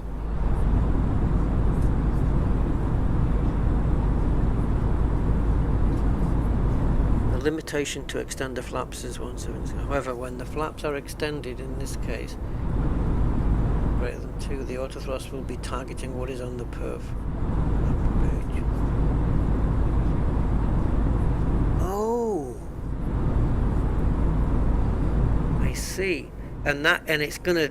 So let me just see if I'm right here. The autothrust will be targeting what's on the perf app page, and it will do that so that it can achieve the proper VAP, right? Landing speed, which is 131. So the autothrust will will try and get to those speeds so it can have the plane at the right speed, ready for the approach speed. Is that right? Thank you. Yes, got you. Thank you, brown over blue. That's good information. And I've just realized here that on here, these buttons, north, south, east, west. Oh, here we go. Right, I might need help here. Oh, why are we ascending? Or descending? Are we descending? Did we get there already?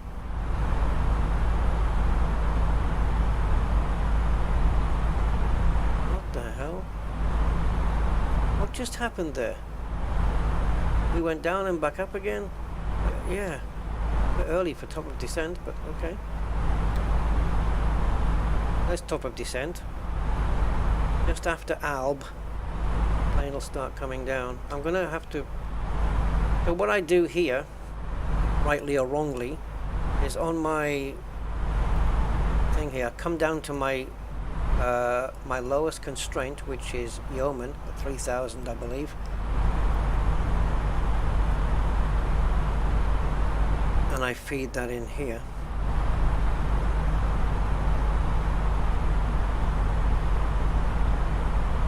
And then at top of descent, it's going to start descending, right? 3000, like it does in the Boeing. I've noticed it's not managed here. Do I have to hit this again? Don't want it to start descending. Don't you dare. Don't you start moving. Yeah, okay, that was wrong.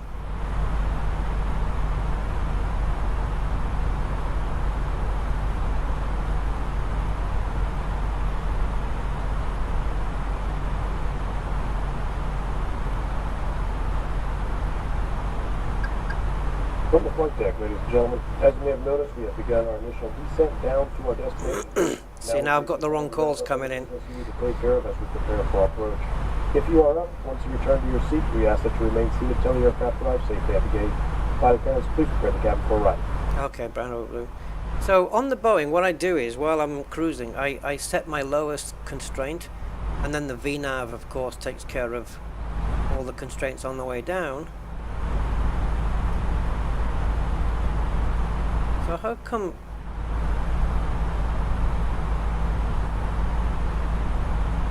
On this one, do I have to wait until we hit top of descent and then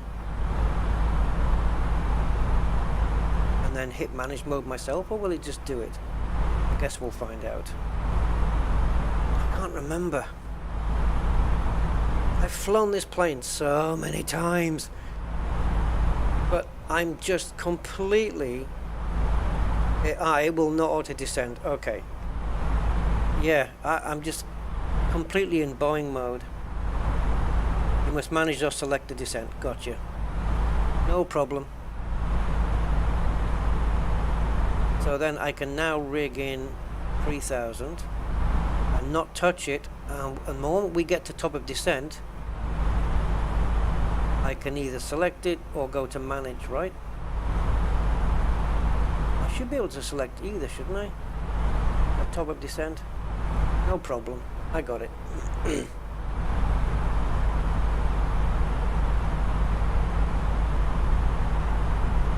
Right, so where are we in the world right now? See if there's any big places on the map coming up. What is this one? Yeah, okay. Albany. Albany International Airport is coming up on our left. If we can even see it. Now there's a bit too much cloud coverage, but it's going to be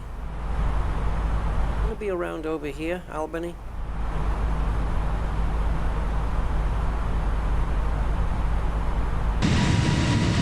Too much cloud cover at the moment.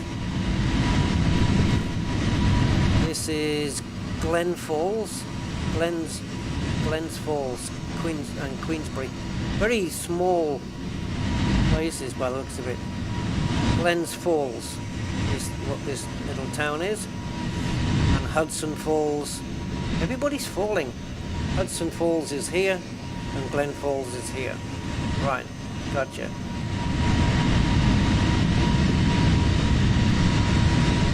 I love the sound of this aircraft. It's so good.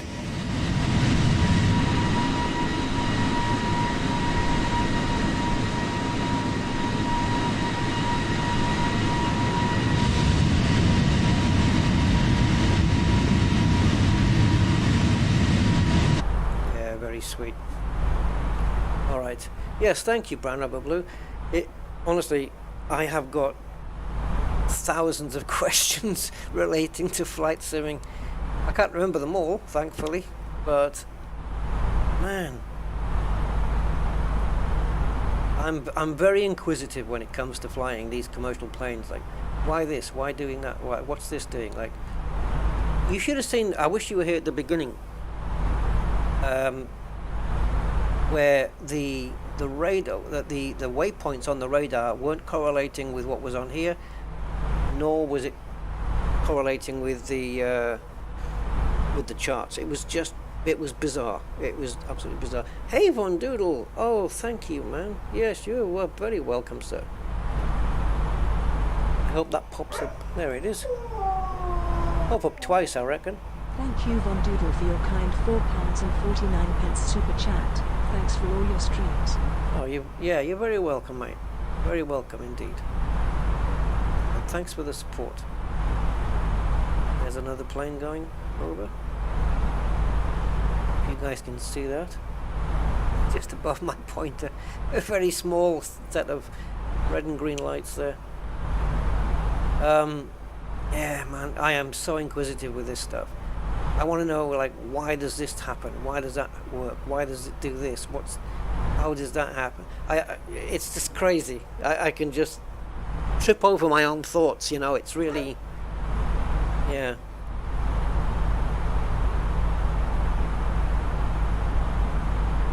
Feel free to ask. If I remember anything, I will. Thank you, mate. Yeah, I will.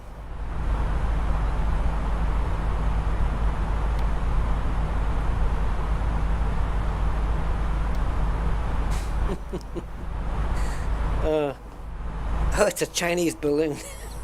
oh. So, yeah, so they've done one. If you go into the marketplace, the market store, the in-game store here in Flight Sim, where you buy all your airports and stuff and your planes, the Chinese balloon is there. You can get it. I don't know if it's free or whether they're making you pay for it, but yeah, they've got one. You can fly one. Someone's been at it already. That's awesome. Yeah, what's the deal with those Chinese balloons? I know that I read the news that in Alaska they'd shot down something that was high flying.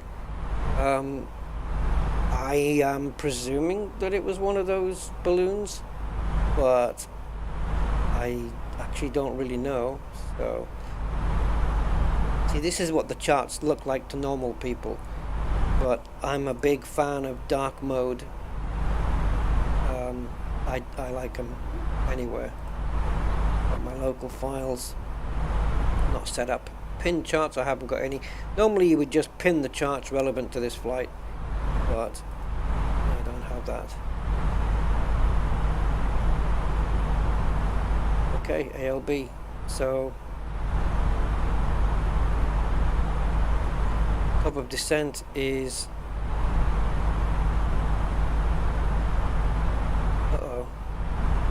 2 nautical miles. Why is it not?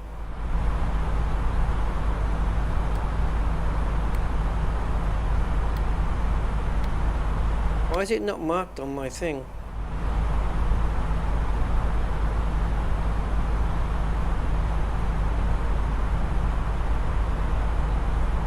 Is it managed?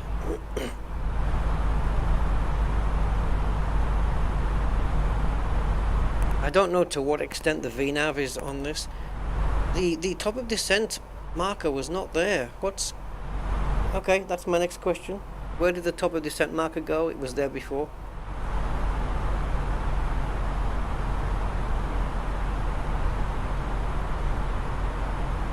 And there are no... I've noticed on the way down to LaGuardia there are no constraints at all on the way down other than Yeoman, which has now moved. That was a constraint at 3,000 or above. If you look at the charts, Yeoman is 3,000 or above. I'm sure of it. Oh, confusion reigns. Where's me charts? Yeoman. Okay, maybe I'm wrong. I'm sure it said it was 3,000 or above on it. It was a constraint. It's not actually showing that here.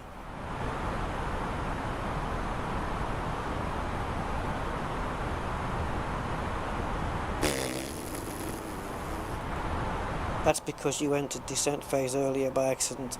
Oh, I see, okay. You must reinitialize the cruise phase. Okay. I guess it's obviously too late. I'm in the descent phase now, right? So it's... Actually, no, it says cruise.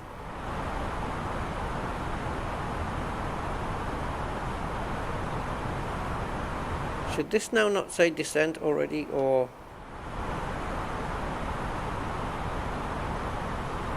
And this? I've seen this before.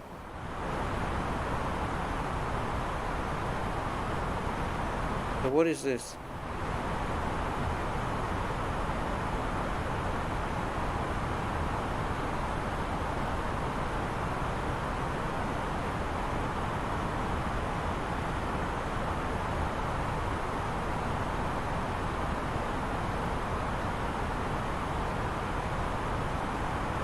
Can't go back to cruise phase now.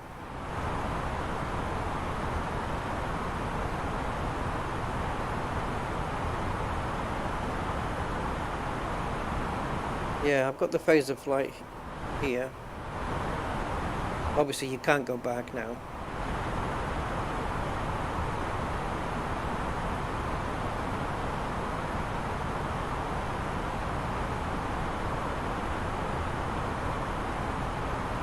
This normally changes with your flight phases, doesn't it? Because it changes to cruise automatically when you get up there. Okay.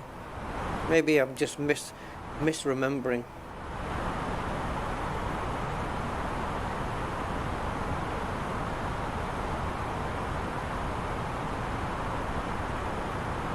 See the VNAV, how do you know in this plane? Like in the Boeing, you know when you're on your VNAV path because, oh wait a minute, it's something on here, isn't it? Isn't it? Like on the Boeing, you have that the white line and the purple diamond, so you can see if you're above or below the VNAV path, right? So what's the equivalent on this thing? Is there something on one of these ribbons? This is speeds. It's the dot, right? Is it the green dot?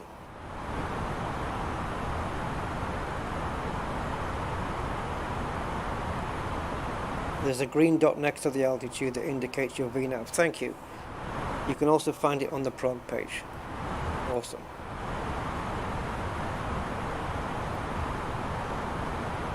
Oh! This is your VNAV deviation? Oh, cool. I didn't even know that existed. Hee Minus 30 feet. I don't think we're in too much trouble then. So we're good. So my only other leftover question would be about Yeoman. I'm pretty sure on the flight, on the Boeing, it said, for Yeoman, it said 3000A. 3000 or above. How could that have shifted? A constraint's a constraint, right? See, now it's gone again. Now it's 2980. It can't be a constraint if it's moving. Or is this the altitude that the plane says it's going to be at by the time it gets here?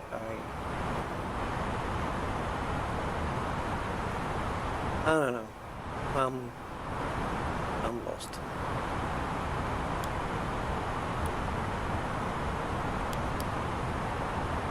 We still have that crosswind, eh? Look at this.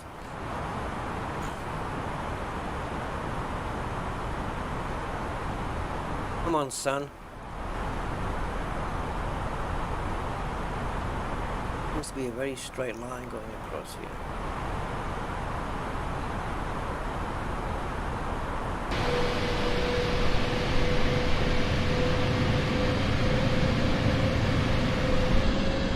Whoa, that was just stutter. Caused a delay there.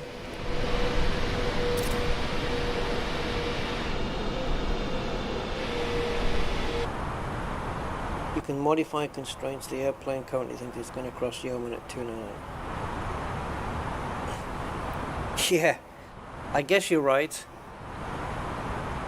If it's a 10, 20 feet or whatever lower than it should be, I'm kind of fine with that. Okay, we're back at 3000 now. So does that mean that the deviation is now it's even more now? It's getting worse. But as you say, the fly-by-wire, it'll be interesting to do the same flight yet again, the third time, but this time in the Phoenix A320. Yeah, it'll be interesting just to see the differences. See, the runway we're coming in wasn't the one that SimBrief selected, so I had to force it to runway 22 and match the live stream that we did yesterday. That was interesting. But if you watch the beginning of this stream, Brown Over Blue, when I'm feeding in the flight plan and we're looking at the waypoints, you'll see how that they were in the wrong order. Oops. What was the what was the pressure? Quickly 1021.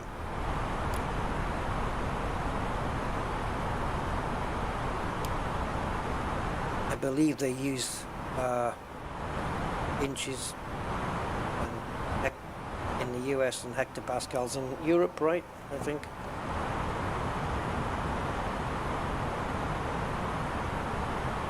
Come on, son. Oh, there she is. Sun's coming up over New York City. Right, I'm bound to make a mistake on the landing or on the descent. Something's going to go wrong.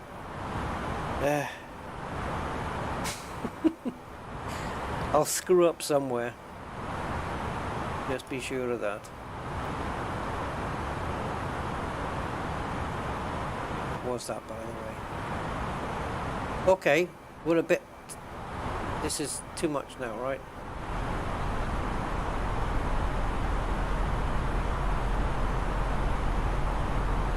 I'm assuming it's going to recorrect itself. It looks like it's certainly on its way to doing that. So if our deviation is minus, that means we're under the VNAV path, right?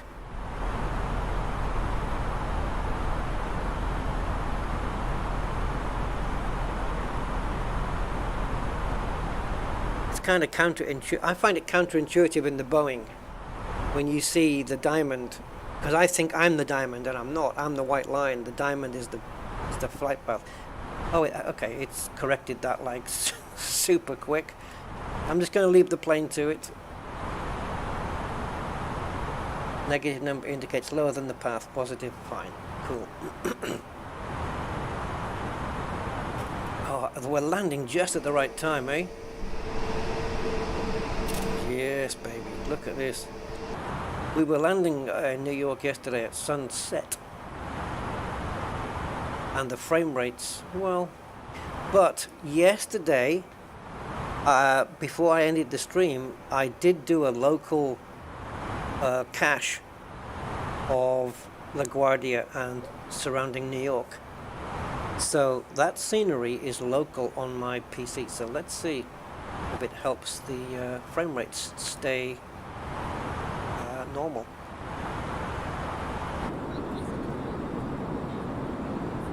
Oh, how about that? I timed that one right, didn't I? So this is our... Oh, is it our final turn? Sweet. With the sun lighting up the belly of the plane there. If I can... Oh, I think I've missed it. But it was.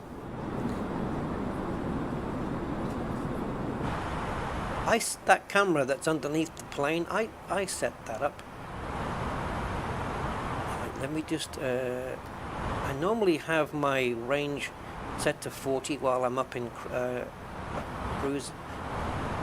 And then once I get to like, I don't know, 5,000 or something, maybe less. Once we start making these turns here and these waypoints, then I start to bring it down. See, there's Yeoman, look, 3,000 plus. See, that's the constraint, which I was right about. Alright, so, and this, what is the lightning here, this arrow?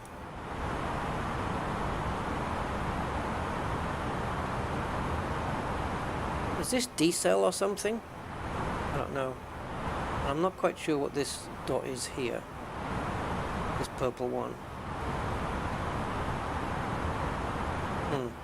Okay. Things I need to learn. And there's things here that I used to know and I've forgotten.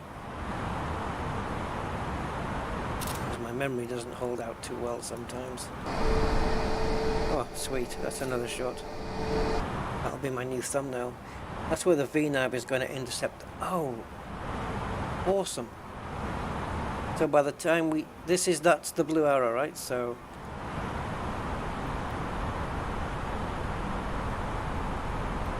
that's very cool.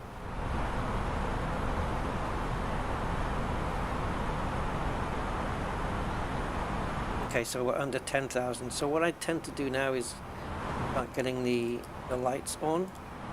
Is that the right procedure? See, this is another weakness for me, is when to put the lights on and which ones at what time. You know, I know beacon light goes on before you start the engines, nav logo, whatever, wing, whatever, strobe on auto. But it's the landing lights, like at what point do you turn them on, at what point do you turn them off. Yeah, I don't know.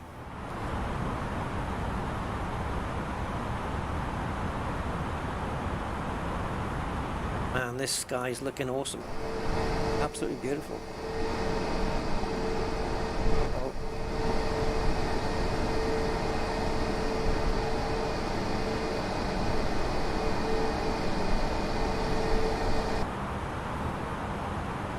Lights on below 10k, yeah.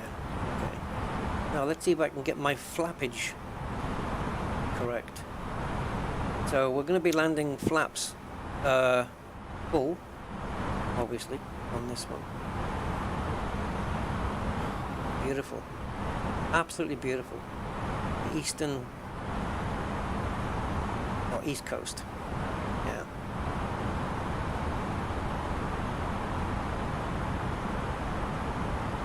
So I'm going to put the LS on right now.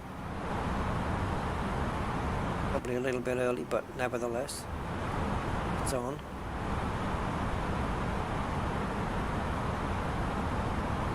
So I think from around 5 miles out is dropping the wheels, right? And flappage is depending on speed, I guess. I'd like to have this brightness turned down a little. There we go. Because the ribbons are too bright. I can see the speeds better here.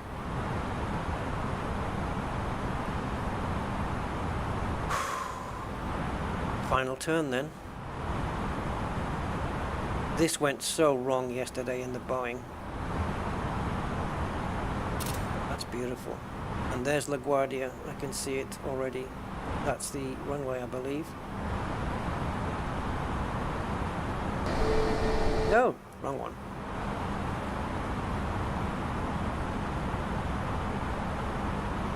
So the speeds are now dropping. And so it's 230, 215, 295. So when are we getting flaps 1 out? 230, 215.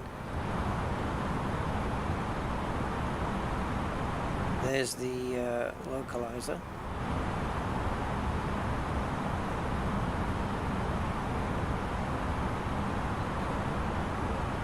Oh, that's not LaGuardia. Okay. No, it's not. It's too far away. That's JFK then, I think, over there, if I'm not mistaken. If I remember from my map yesterday, I believe that would be JFK.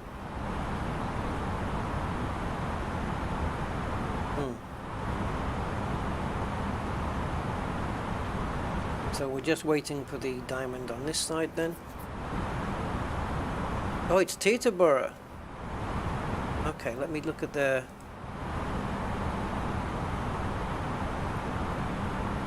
Oh yeah, there it is, Peterborough. So JFK is Where then? There's Newark, Brooklyn, Kennedy, Kennedy International. Yeah, Kennedy's on the left. There's our runway. Awesome.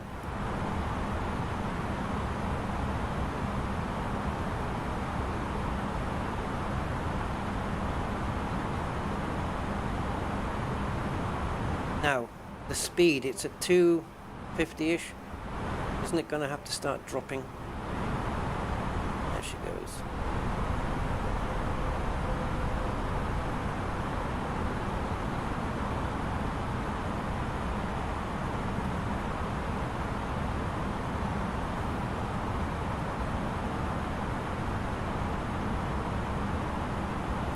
Okay, I'm going to drop the gear now.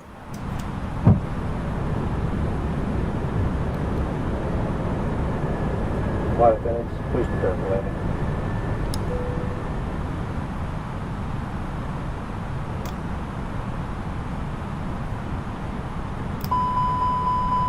Okay, I did the flaps too soon, you see. Getting a bit zealous here. And I think this is when you're supposed to put the slats out, right? I guess. I'm the localizer now.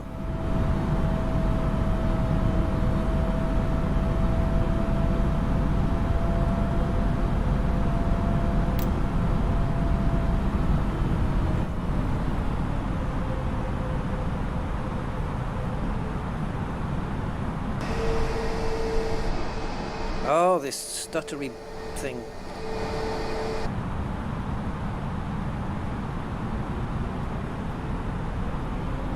It's gonna mess up. So, when this messes up, like it's obviously going to, yeah, it's not gonna land. So, why? Why isn't it landing? Why is it going up? Why?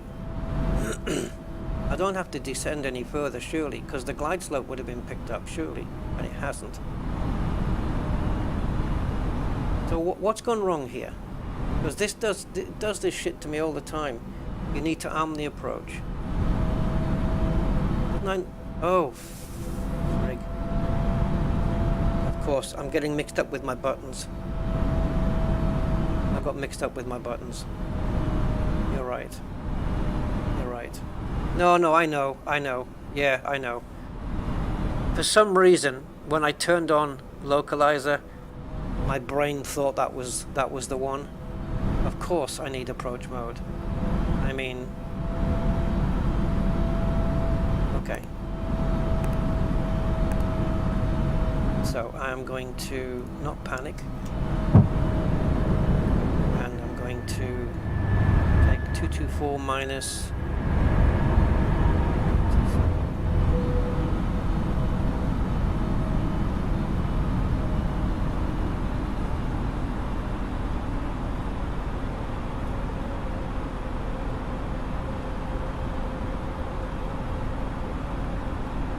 You're not going down quick enough.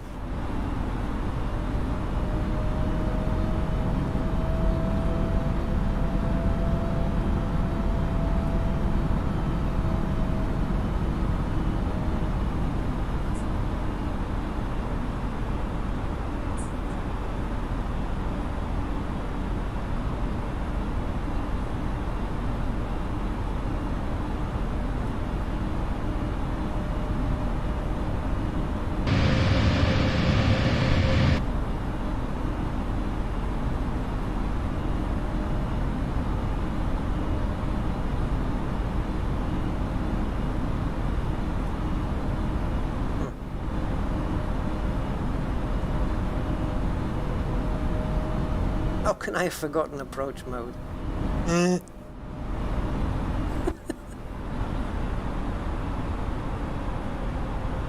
This is it. Like I say, I just haven't flown for a while. See, the Boeing button for that is right dead center here. And I mean, of course, you know. I don't know, my brain just thought because that's near the center, I click that and it's gonna pick it up, but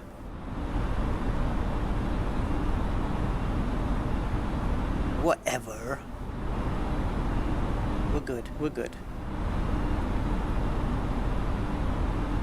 Yes, the auto thrust maintaining the F speed.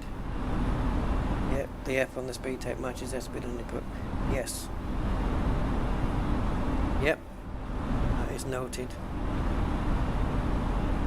So now we're going to just pull the plane out a little bit because we're at 3,000, and for Greco we need to be around 1,900, something like that. And so we'll switch the course back to 224, going left once I get a bit further out, and then we'll redo the approach.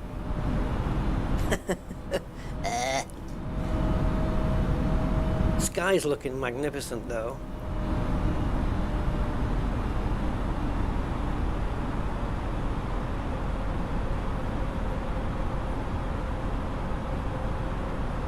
Beautiful.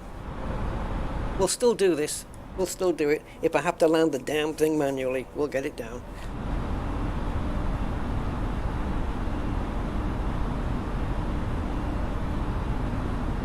Right now, okay, that is at 3,000.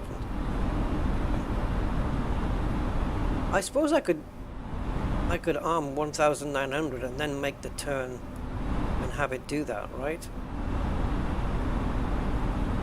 I could. Should I?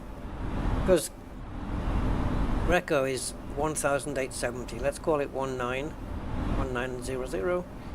But could I not just put in altitude 1,900, select it, and then make the turn? Or should I stay at 3,000, make the turn, and have the plane pick up the localizer again? Which is the better option here? I mean, I should be turning now really, but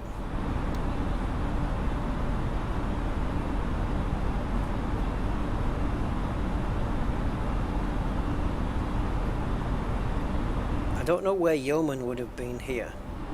How far out Yeoman would have been. I might compromise and just bring it down.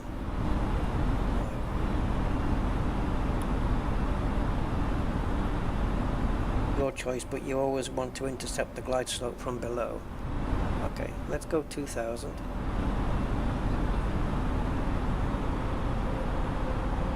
And then we'll make the turn. When I get back to intercept 224. Oh, you son of a bitch, I hate it when Flight Sim does that.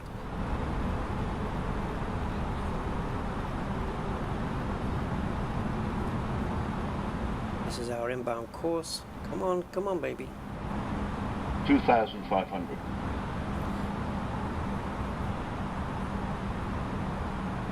So now the plane will carry on for Greco, right? Once I pull it,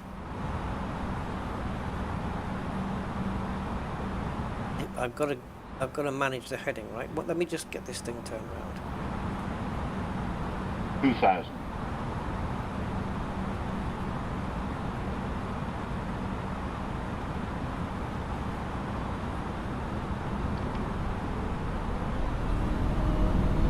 Wow. Okay.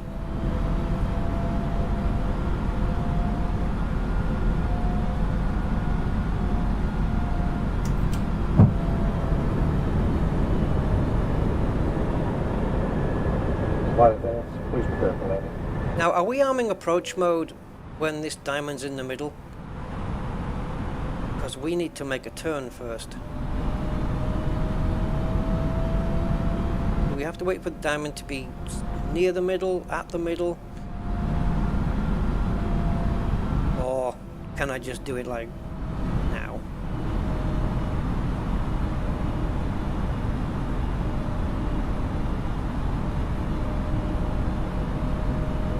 Oh yeah, like I'm going to be messing with seatbelt signs right now.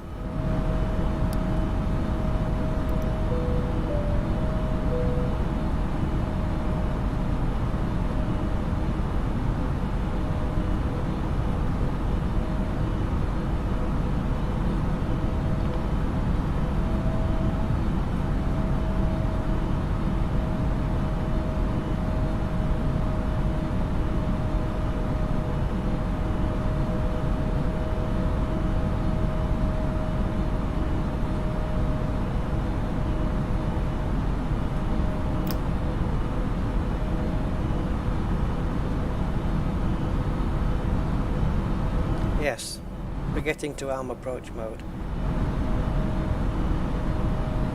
Oh, is that why it's done? For redundancy? Because, yeah, it can do it on one autopilot, can't it?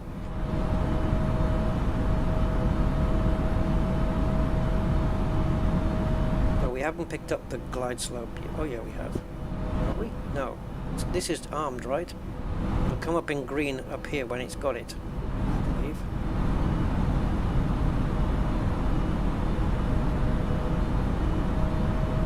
Is that right? Blue, because blue, as far as I know, a blue means it's armed and not engaged. And it'll come up in green up here, so.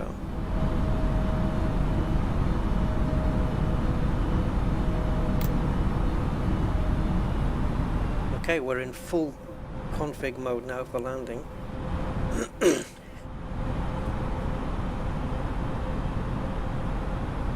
on, sweetheart.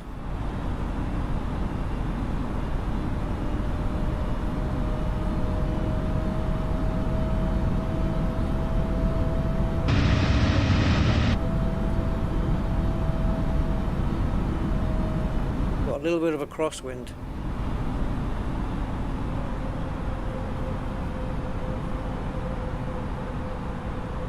Got the glide slope. Yay! So we've got a crosswind here. This will auto land now if I wanted it to. We've got a 26 knot crosswind. As you can see, we are not.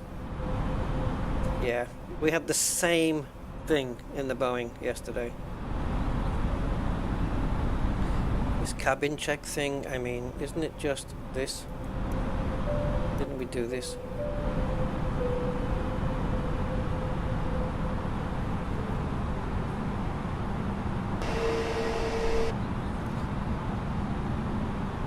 Oh, look at the smoke coming out of some of these. No, I've noticed that before.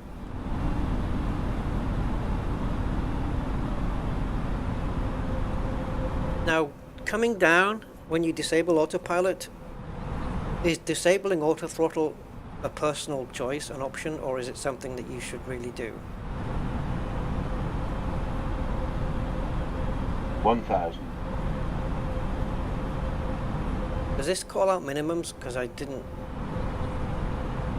I don't know. We'll see.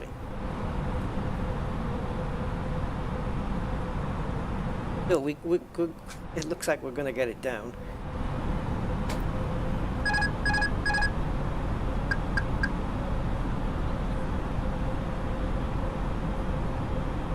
Right, I have the plane.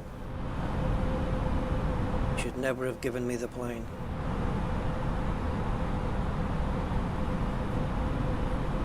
We are drifting a little bit thanks to the crosswind, but I'm going to try and correct.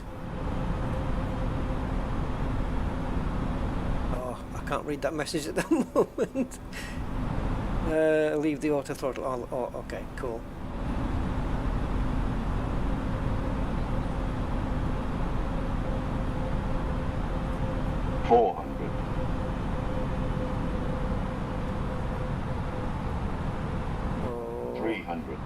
We're getting a big cross the other way now.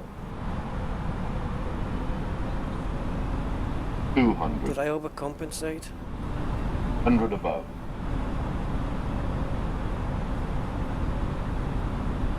100. Minimum 50. Continue. 30. 20. Retard. Retard. Retard. I aren't. I'm 5. not. Oh, frame rate. Oh, bollocks.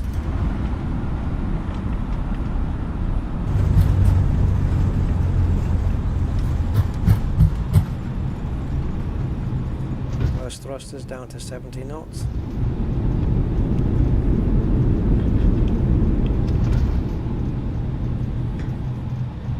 That wasn't good. I know we had a crosswind, but no excuse.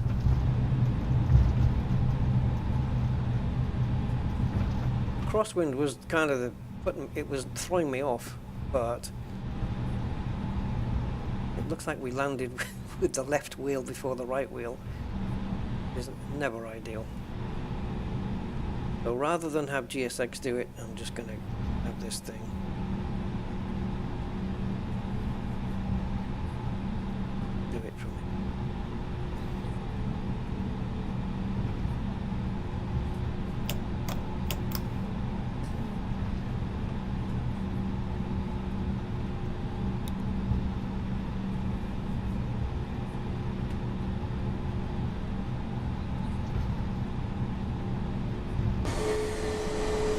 pressing the wrong frigging buttons. You know, it's never smooth, is it?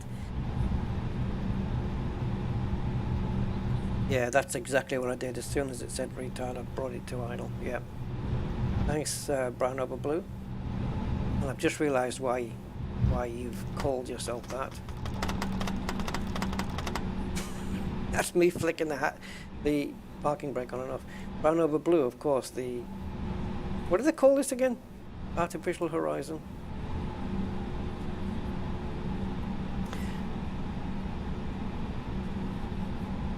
I don't know if are we on or off.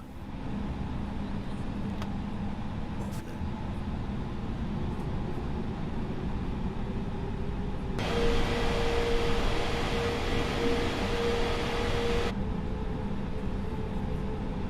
Oh, you've got big arrows on yours? Yeah, it's an add-on. It's an add-on. The taxi. I don't like those great big arrows, so I got an add-on. It's on flightsim.to. Don't know the exact name for it, but the taxiway markers or something. Taxi markers. And I chose green. I think you can get to choose different colors as well. I'm not sure, but yeah, green dots. Because they kind of match the taxiways themselves. Those big arrows are horrible, and so are those. You know, the big blue parking bay things. That's horrible as well. I'd like to turn those off. So it is morning here in New York. Alexa, what time is it in New York? 7:15 in the morning. Yeah.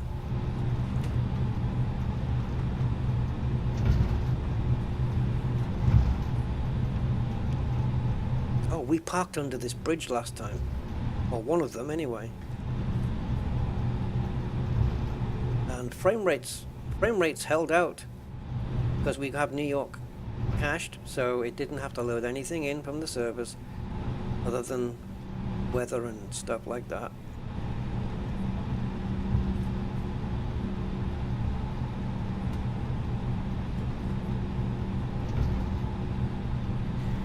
How did I do, Brown Over Blue? All things considered. The landing, I mean. I think I may have... Oh, when we got the initial crosswind, I think I may have overcompensated just a little. And it threw the plane off to the other direction, and then I had to compensate again. But of course, I'm running out of time. And so I was kind of yawing at the same time as we were touching down. It's probably accounted for the wheels, the rear wheels not touching down at the same moment. And I'm not sure if we got a bounce as well. I don't know. And it almost felt like the front wheel touched down at the same time, which I don't know if it did, but it kind of felt that. I didn't feel the front wheel hit the ground separately, but it might have done. I actually don't know. But the important thing is, we're down, we're safe, we're done. And I don't know where the hell it thinks it's taking me.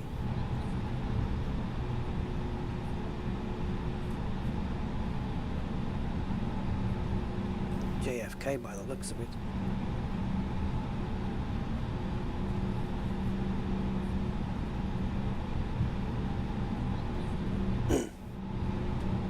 Not bad. Yeah, I'll take that. I'll take not bad. I've had better flights. But again, it's just... the mess up was really the not arming the approach mode. I mean, that was just a rookie thing. And it's that I haven't flown the A320 for a fair few months now. Quite a while, actually. I don't know how long, actually, but it's got to at least be 5 or 6 months, maybe? I don't know.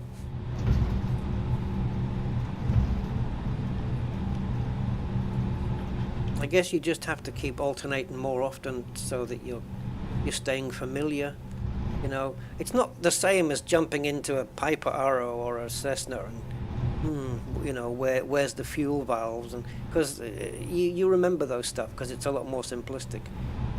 But the airliners, like the 320s, a lot of the systems are similar-ish, you know, but some of them, like the startup procedure on the Boeing is like totally different. Obviously, the upper controls are just so different.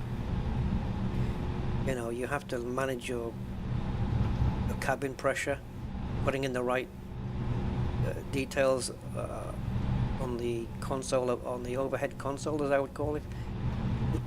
Whereas on the Airbus, you just takes care of it for you.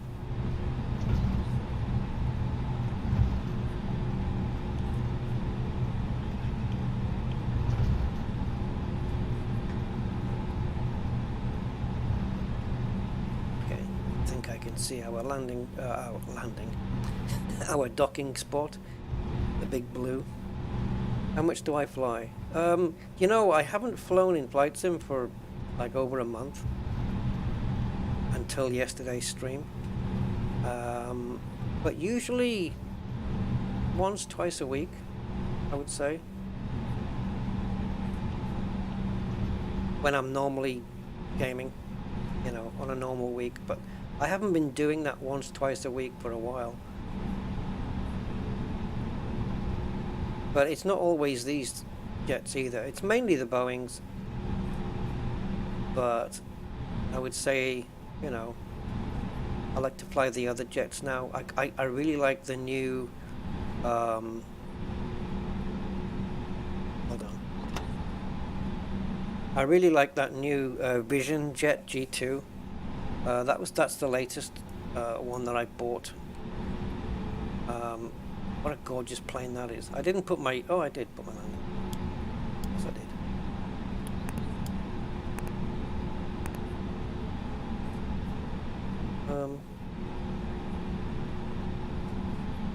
See, again, I'm just looking at the APU here, and my brain is totally in Boeing mode, because in the Boeings you switch the generators over to the APU, and I'm thinking, if I don't do it here, what's going to happen? It's so different. But in the past, this is the plane I was so much more familiar with with this plane than I was the Boeing. So much more familiar. Like, this was second nature to me to fly this thing. But now that I haven't flown it for a while, it's like I don't even remember who you are anymore. It's so weird.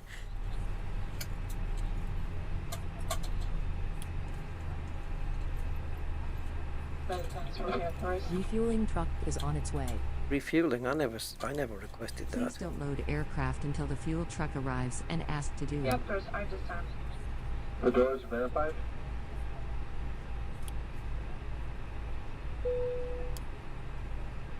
No, VATSIM, no. Oof, I have no clue with that. It's something I'd like to learn, but I don't know how to talk ATC. I haven't got the first clue. I know things get repeated backwards, I know that much. They'll say, like, you know, Delta Airlines... Please don't load aircraft until the fuel truck arrives and ask to do it. I'm not moving it, shut up. So it'll say, like, you know, Delta Airlines 2627 cleared for 30,000 feet, and you go, cleared for 30,000 feet, Delta Airlines 2627, and you say it backwards, right? But that's all I know, that's it. Yeah.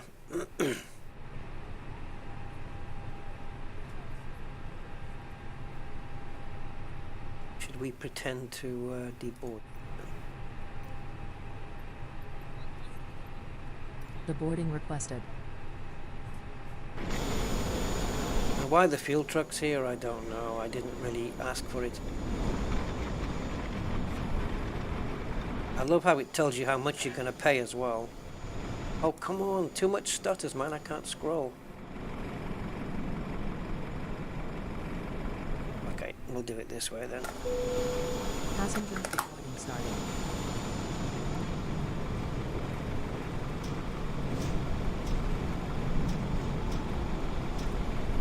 So, how many dollars you're paying?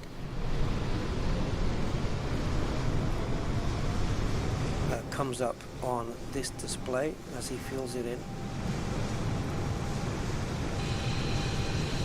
I never requested fuel, so I don't even know why you're doing this. No gallons.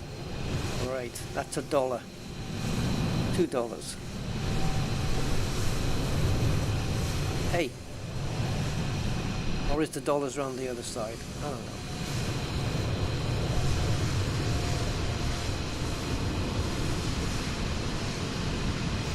Frame rates are down to 19 and then 23. I think this is the amount of fuel going in, and then it switches to dollars afterwards. We'll see. And then this guy will lift this up. We missed the animation of him doing that, but never mind. 164 passengers. Is that what we were carrying today?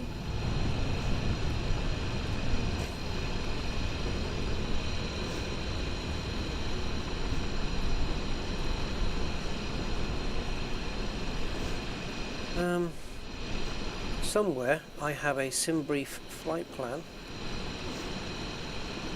There it is. It's a window somewhere, but it's not popping up on any of my monitors. Oh, it's at the bottom here. Okay. So passengers today, yeah, 164 passengers indeed.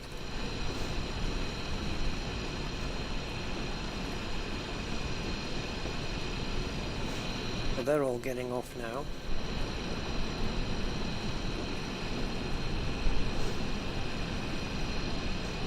Bye bye.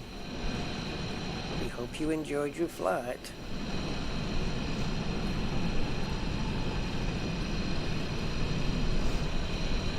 And of course the baggage can't be unloaded until this is done.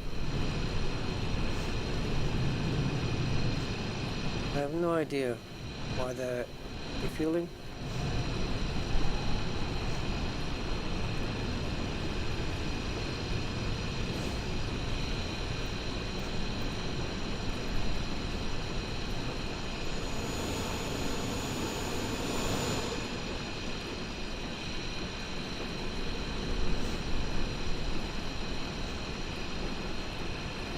Normally you have to actually, properly call the fuel truck over.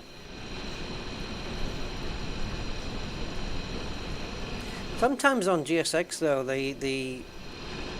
like a question will pop up and ask you something, and if you don't answer it, it'll go ahead and do it anyway. It'll just pick the default option, and then yeah, I could give it a try one day, Brown Over Blue, but I'd have to look at videos or tutorials to find out how to learn to speak, because I'd be so nervous of messing it up, But yeah, thank you, Brown Over Blue. You've been invaluable today. Appreciate the stuff, the info. What are we paying? 83? Is that $83? Ridiculous. Normally it's like a 3,000 or 4,000. And it doesn't normally spin around like that. It normally the amount just stays there,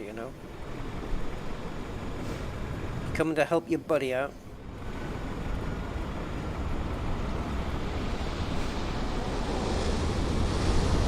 I didn't even call you guys, you know that, right? So, just walk through my engine, that's fine. Absolutely fine.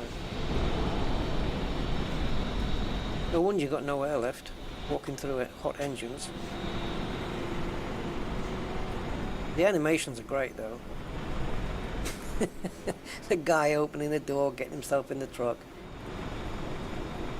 Is he getting in the same side? Oh, he's not.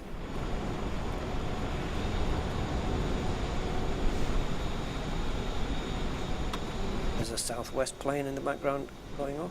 There he goes. Right, now we can get the baggage people in. Honestly. That was, yeah, so it was okay. At least I worked out why we had the error yesterday. And I'm just happy to know that it wasn't my fault. It was the all the plane's fault. Or yeah, it was just, I don't know what where the blame lies on this one. But the waypoints were just in the wrong order. It just inserted a waypoint that was bizarre. One that referenced the actual airport itself, and it put it before the final approach waypoints. So I don't know, it was really all out of whack, completely. So when I'm plotting my flight plans from now on, I will definitely be more wary of such things like that. Yeah, I'm going to blame the co-pilot. Just get him sacked anyway, why not? So passengers are still getting off. And here come their suitcases. While Lucy here just sitting there thinking, if you think I'm going to give you a hand, you can think again. That's what she's saying. Could you go any slower, mate?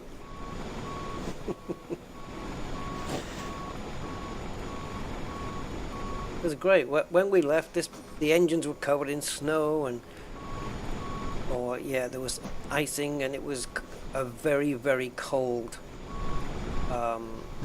Quebec. But New York right now is, oh well, actually it's 3 degrees here at the moment. Yeah, so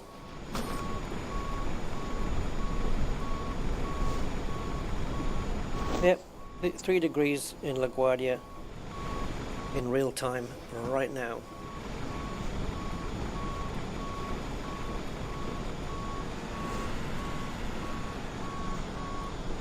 Yeah, not perfect. I mean, the luggage. I mean, who's putting the luggage on the conveyor belt?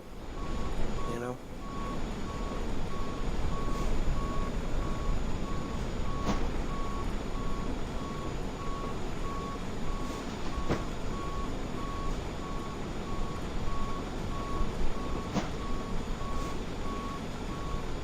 Lovely plane, though.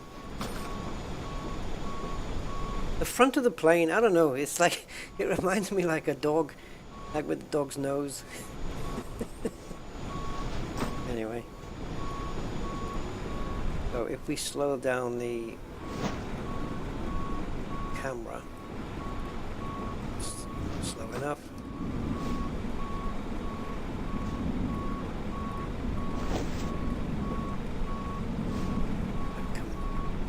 I'm going to render the interior properly.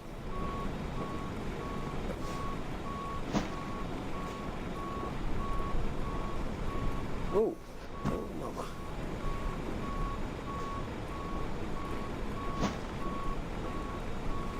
Hope you enjoyed your flights, or they're all walking like they've got a broken arse. I don't know what that's all about. And if I'm not mistaken, and I probably am, I think here we can actually unlock the door. No.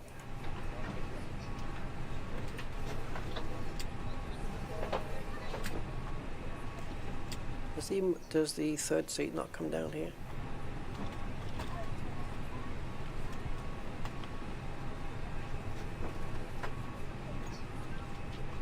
Doesn't the door open? I thought it did in this plane. Or am I thinking of the Phoenix? Probably thinking of the Phoenix.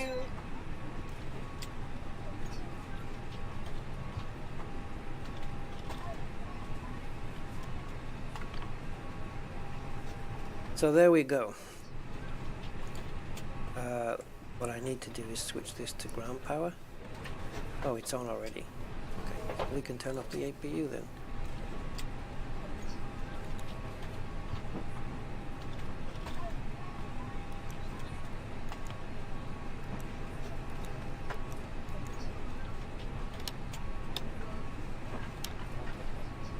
Stuff I don't need to do, but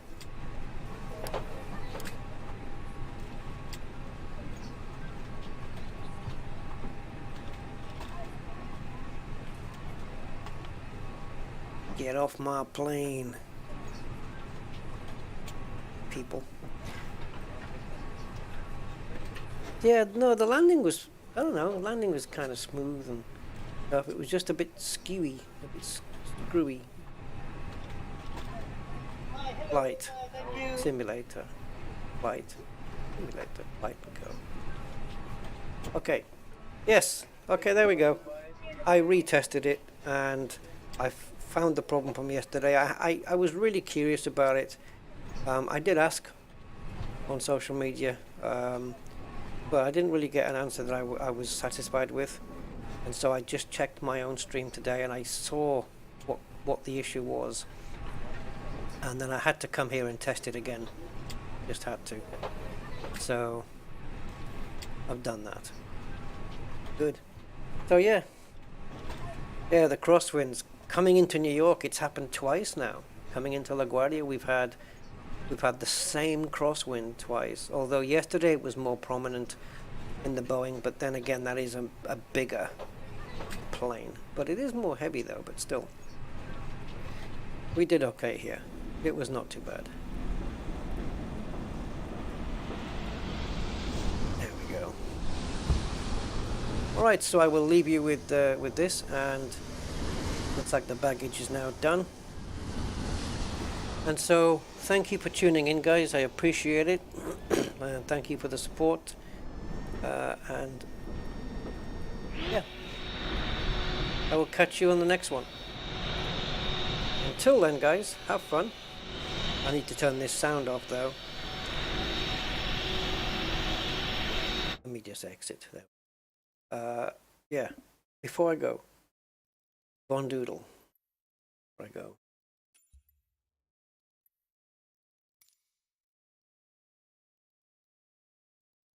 Put your passengers up in a hotel for the day. Well, aren't you nice? Mine just get like sleeping bags, and they can sleep in one of the empty hangars.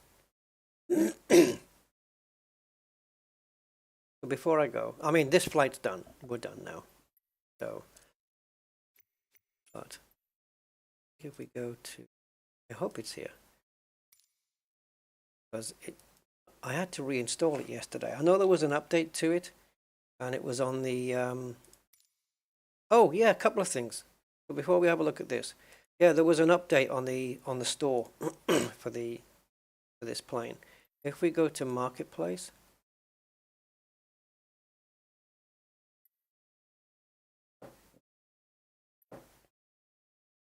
see if it's here.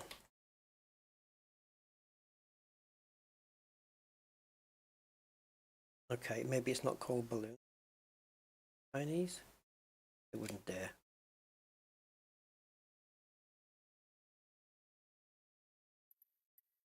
Well, okay. I'm sure it was. Was it here then, or was it on flightsim.to? I'm sure it was here. Someone's done the balloon. Chinese balloon. Orbit. I mean, I'm really not interested. You can do a boat as well. But I didn't come here to drive cars.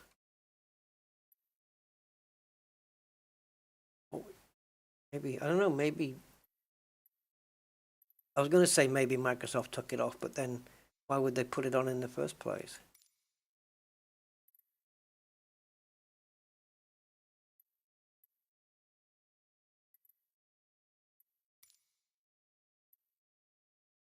I'm sure I saw it here. Okay, maybe it's on flightsim.to, but it exists. Let's just put it that way. I need to put that in again. I already have this in, but I don't think it's recognizing it properly, so I'm going to have to do it again. But let's go back to Vision. Apart from one we were coming in at, Teterboro. Stick it there. That fueling? No. Good. So this is what it is. Hi Henrik. This is for you, Von Doodle. I hope you're still here.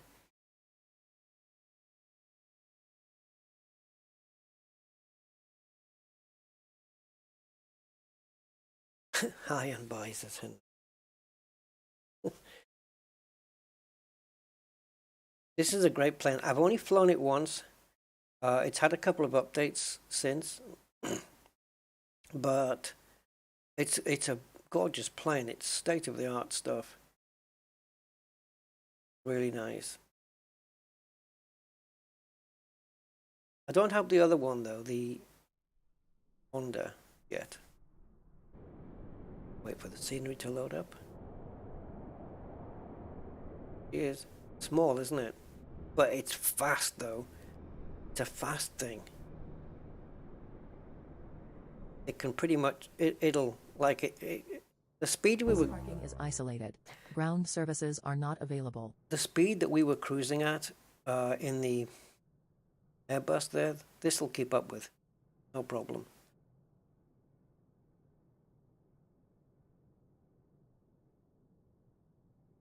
Steve, yeah, sorry about that, Henrik. Yeah, so we've got all of these displays, and these can wear the headphones. You can actually remove them off the dashboard here, and you've got headphone mode as well. So it's like, no, you've got this noise cancelling mode, so you can't hear a damn thing. But this is a beautiful plane. Even got a TV screen on it and everything. Just up there for the passengers, that they can watch the Disney Channel or Netflix or whatever rubbish they want to watch. Now powering the thing up.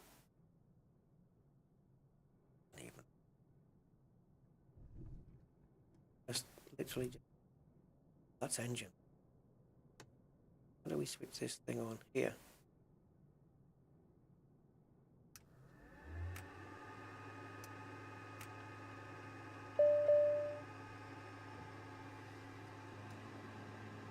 So this is one of the latest Garmin's. My God. They've got some great features on it though. There's a lot of options here. Got your PFD display here, you've got your MFD, you've got your nav if you want it. You can choose how you want it, you know. You've got all your utilities. One of them probably is in here. The one for the headphones, I can never remember where it is. There's utilities and there's probably settings. PFD map settings, PFD settings.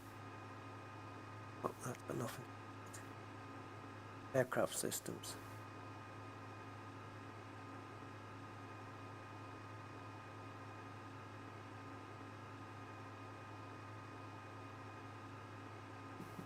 I can't remember. The headphones. Automatic transmission.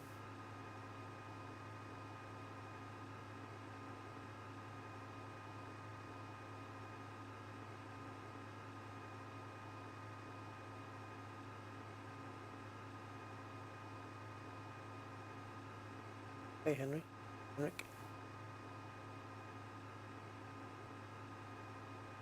There is an option in here to do the things. Oh, here. It's in VAMs. So you got Bose, right? And you've got headphones, which I think is the option to. Okay, and you've got noise protection. noise reduction. So this is you wearing the headphones now. If you've ever worn a set of Bose headphones with active noise reduction, you'll know that that's pretty accurate. Look at the size of the thing. It's tiny, but it really can shift in the sky. It can go fast. It's lovely. And it flies really nice as well. Like I said, I'd done one flight with it, and it was beautiful. It sounds really nice. Don't know whether we can quickly make it.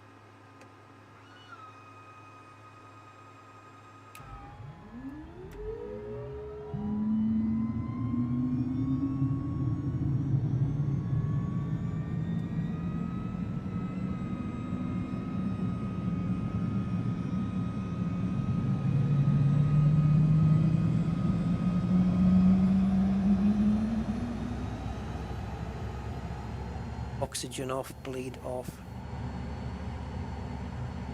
I don't know where the bleed is.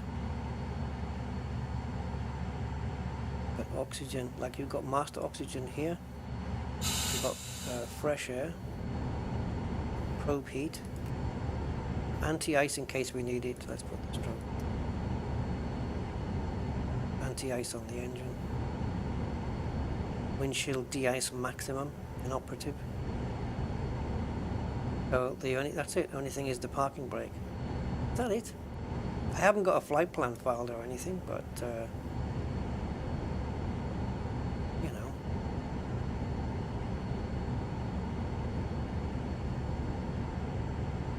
Don't have a flight plan. I could probably file one. Shall we? I don't even know where the runway is from here.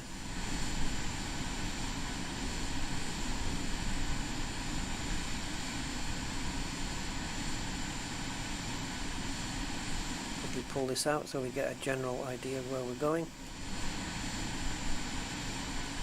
Okay, so I guess we'll just take off from that runway up there. So we'll do a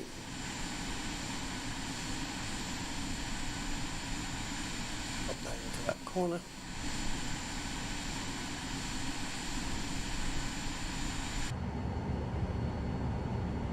Let's see.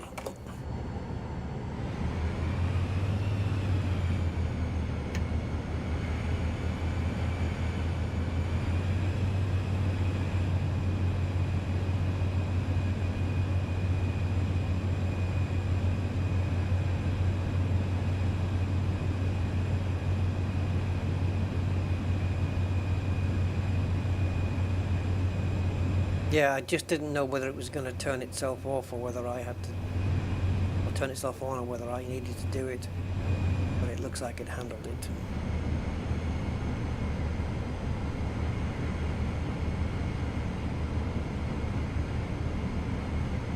Okay. I don't think I'm going to have to go over the grass here.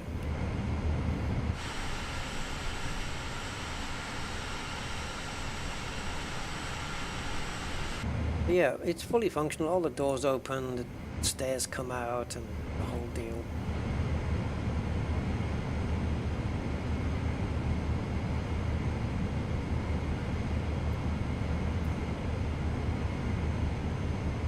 Got split screen here, but you can have it full.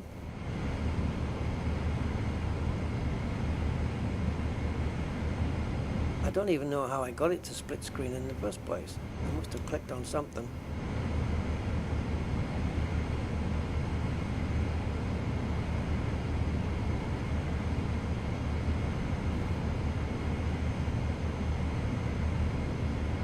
Very easy to power up and just get going, but I haven't, like I said, I haven't filed a flight plan or anything. And it has VNAV as well. It acts in the menus there. It's got VNAV, which I haven't really messed with too much. But yeah, the fact that it has VNAV is cool. And I think, don't quote me on this, but I think this can auto land as well.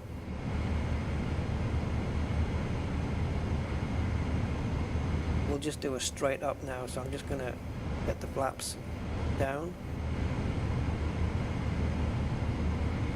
Does it have any? Yeah, it does. I just don't know.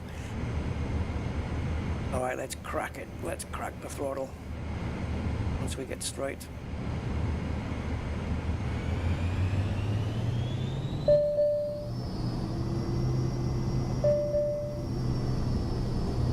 Okay, so maybe not full throttle then.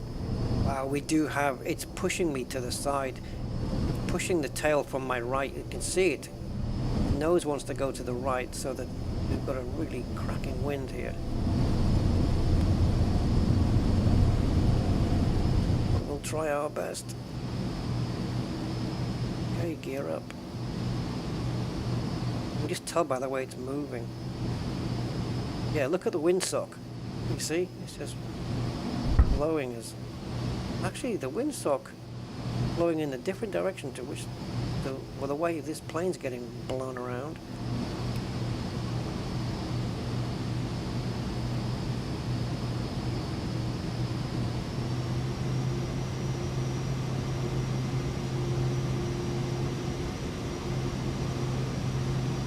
Now we have full power, full thrust. It's either very windy at the moment, or this plane's very vulnerable. It wasn't like this before.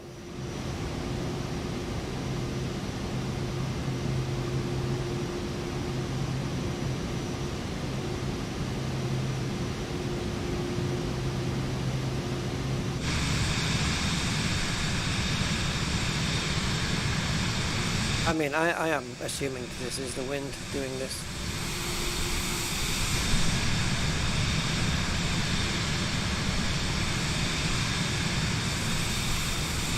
Well, there's New York.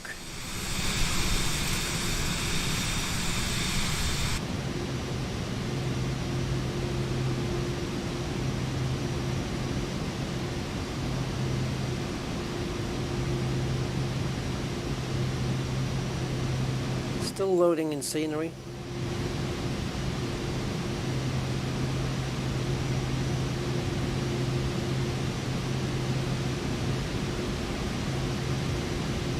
New York.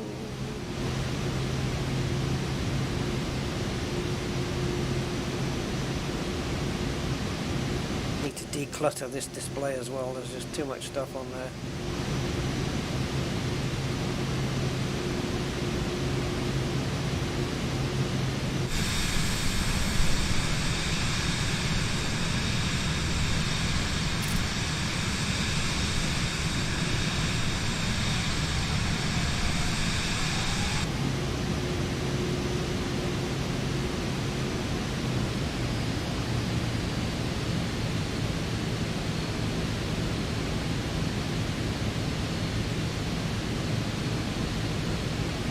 Chimneys there blowing the smoke out.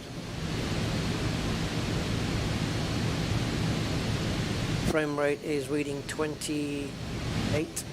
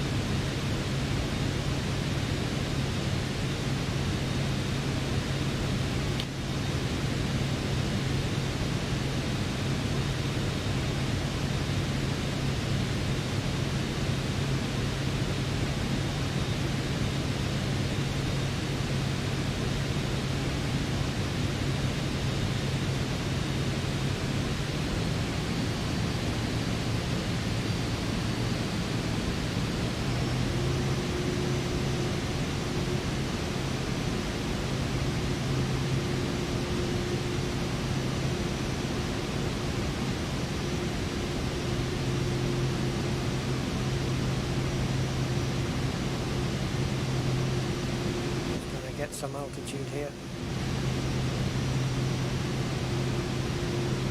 Now, if we were to put the Bose headphones on, what was it?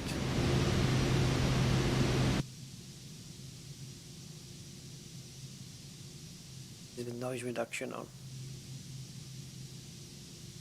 there's a very slight but it's very, very slight.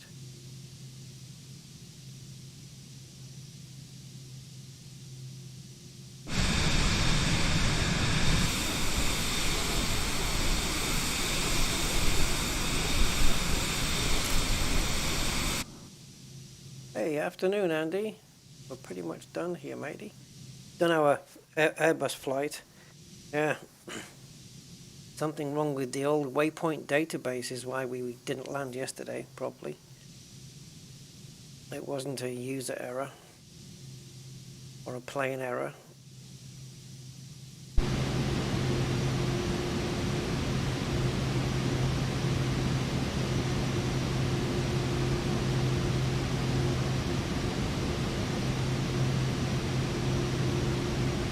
We're losing speed even at 10 degrees. Down to about 5 then. There's a lot of wind here today though in this area. We did kind of experience that in the airliner over the last couple of days. I won't be landing this thing, by the way, because I wouldn't even know where. Although I could program an airport on here. I want to get above 10,000 so we can bust the 250 knot limit.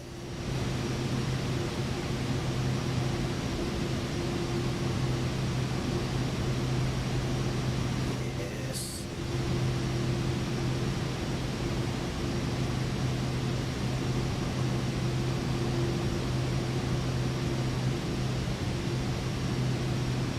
Right, crack that thrust.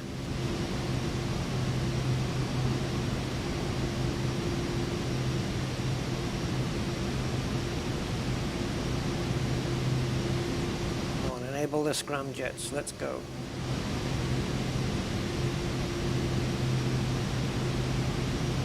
The autopilot is... well, we've got auto throttle. And the autopilot's down here too, right? Oh, yeah. Auto throttle, FMS mode. Well, we don't have a flight plan, so I'm guessing that's probably not going to work.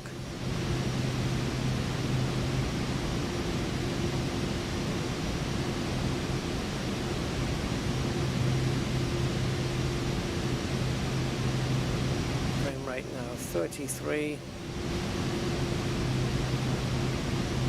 I have a frame rate overlay from Steam, but I don't know whether you guys can even see it.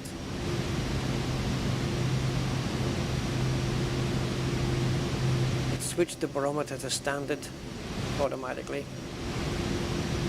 Kind of cool.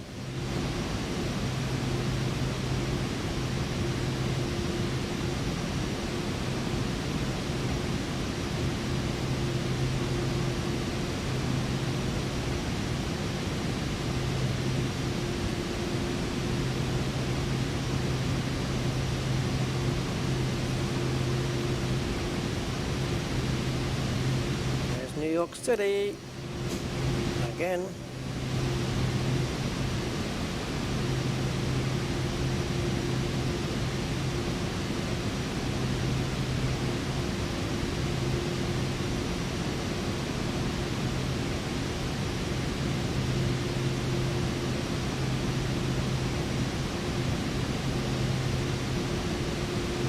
Let's see what speed we can build up here.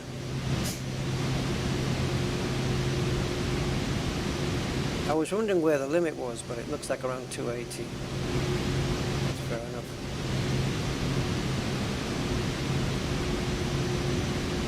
$290. That's not too bad. Hey, Saxon Man. Yeah, it's a gorgeous plane, this. So, can we not just get the autopilot just... ah, there it is, level mode.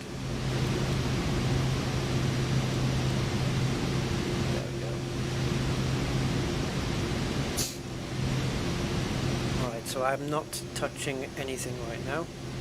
And while we're doing that, let's see.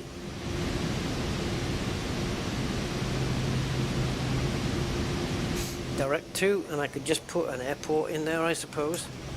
Right, is this where it asks you for the nearest? Yeah. Not coming up though. So, VNav. And enable that. Like I say, I haven't messed with it. Active VNav waypoint. Yeah, I haven't messed with those. How do I get to nearest? I suppose you could type in a code for an airport that you could look up, but you should be able to go to nearest, and then it would say like airports and stuff like that.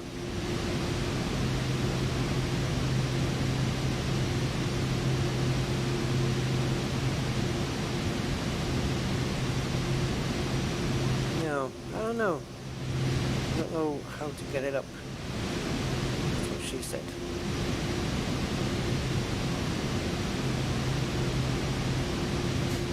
I would pretty much just do direct to, select a waypoint. Okay, well let's just put one in then. Let's just do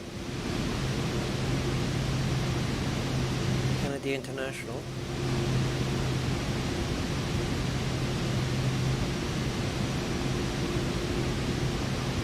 Is that it? Oh, activate. Okay. And now the plane, if we just hit nav, it should take us to the direction that we need to go in.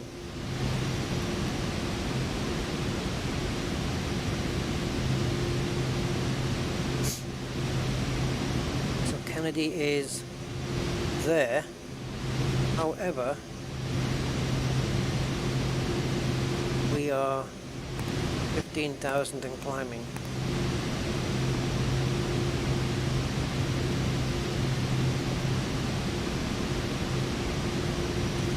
No idea what to put on for this.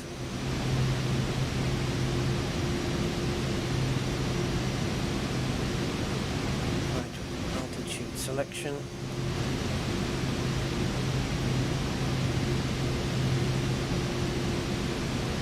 Oh, this is vertical speed. Okay, that's different.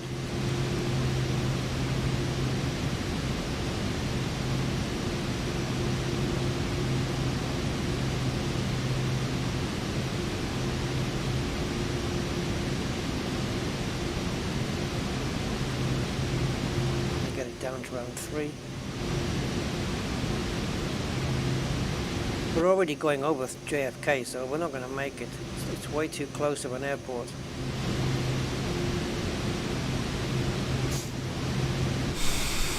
I think we're already... yeah, there it is.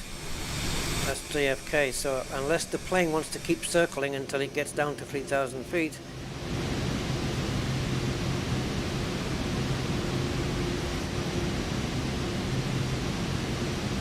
or we pick another airport.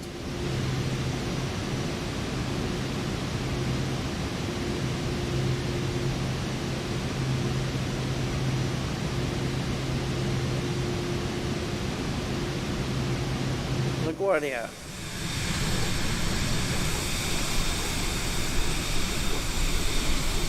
But again, it's 13 miles and the plane's not even descending. Why not?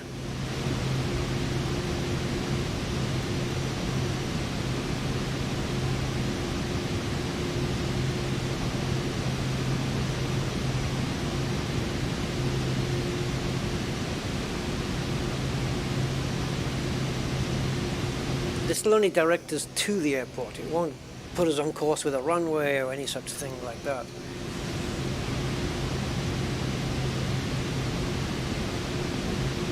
But yeah, I think I'm not going to bother with the landing though. I can't be arsed with it at the moment.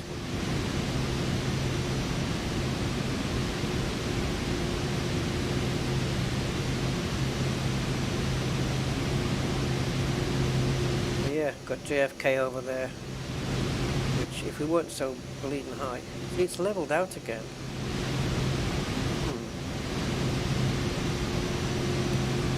Let's put VNav on.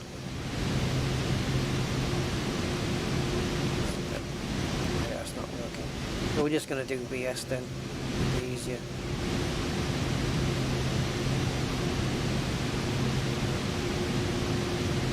At least that way I'm forcing the plane down.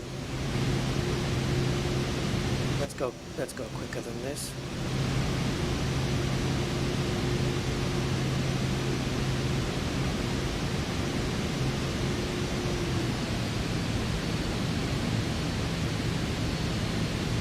I'll reduce the thrust because I'm not using auto throttle at the moment.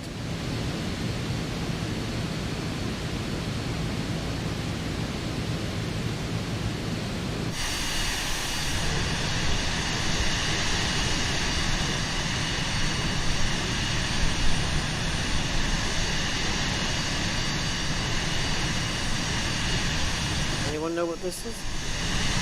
Some kind of racetrack or something? Outside of New York? I don't know.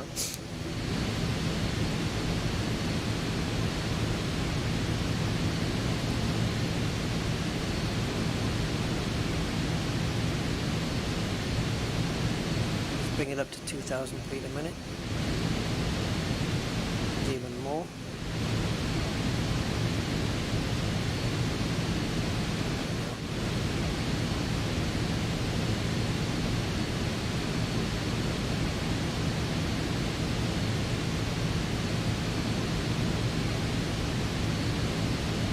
The plane needs to turn so that this is matching up.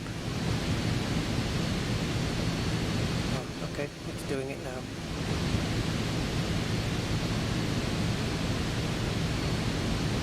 I'm not going to be anywhere near low enough.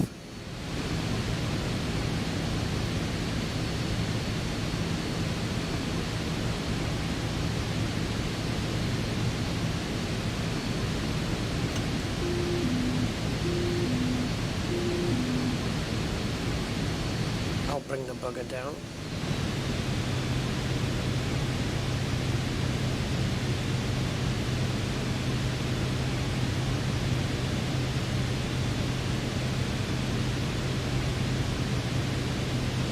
Yes, we're going to exceed the speed. But we gotta get down.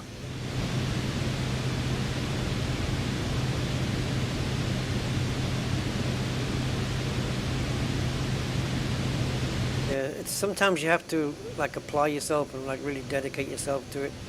You know, it's an annoying thing. I think this is LaGuardia right in front of us, right? This thing.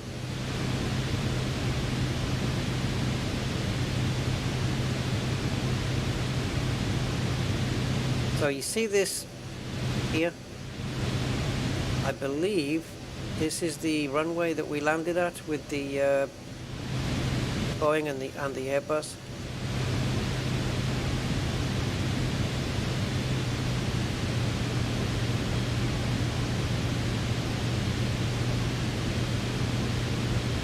I know the heading that we need to be on, so I'm just going to try and land this myself.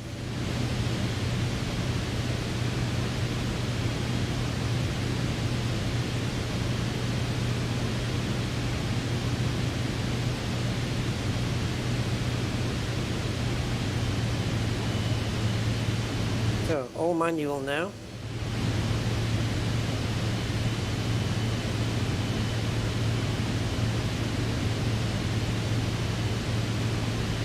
Barometer shouldn't be on standard anymore, but it's saying that it is.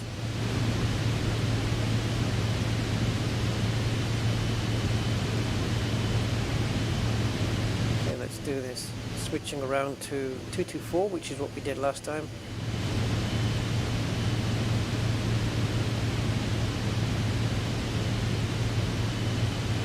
And then see if we've given ourselves enough time to line the plane up.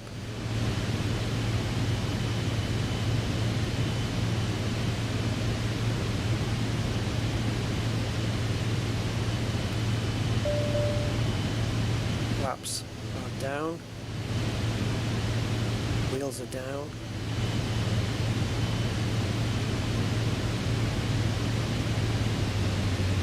throttling massively. Maybe you're coming in a little bit quick here. I don't know.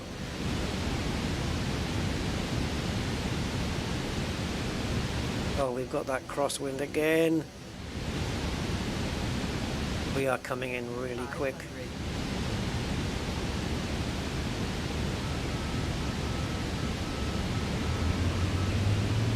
Oh my god, it's so sensitive.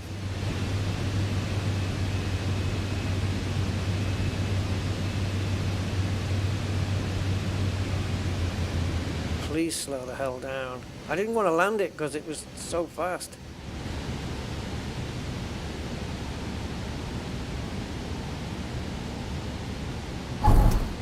Oh, but I had to, otherwise we would have run out of runway. Stop.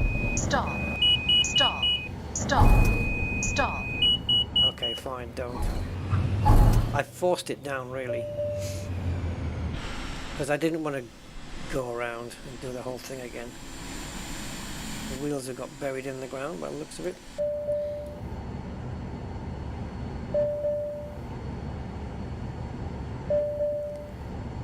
Landing gear selected up. Actually, it says gear down, so incorrect. Yeah, I couldn't be bothered to go around again. I did say we had too much speed. So, as for someone who can actually fly the thing, yeah.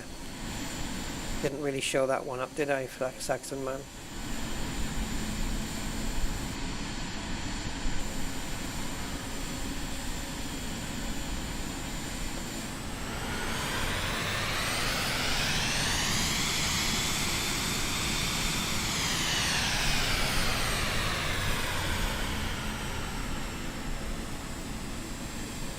She wasn't really interested in slowing down too much. And you don't get like tons of flaps like you do on, you know, like flaps 1, 2, 3. It's just, you've either got your flaps on or you don't. It's one setting. Or is it? 2 settings. Well, I had them on max anyway. Oh yeah, I was way too quick. We were coming in just like 200 knots. It was ridiculous. You want to be doing like 120 or something, maybe even less. Actually, in a plane like this, probably landed at 80. And I was trying to keep the thing afloat, you know, floating across the runway until we scrubbed up enough speed. But it wasn't, and I was running out of bloody runway. So I had to sink it. It was either crash it down or take off and go again. The other thing I could have done, I suppose, was pitch the nose up a little, flared it, you know, to slow it down, but good little plane. Alright, guys and geezers, that's going to be it, and I will catch you on the next stream. It is PM now, so I'm going to grab a little bite, something, and then I'll see what I'm doing for the rest of my day. Until then, take care, guys. Thank you for everything. And I'll see if I can maybe later on put some chapters on this stream so that if anybody wants to watch it back, they can skip the parts that they don't want to see, like the build-up. Yeah. Yeah, it was okay. It was okay. I'll keep this stream on. So yeah, thank you everybody. Take care, have fun, and that's it. Bye for now.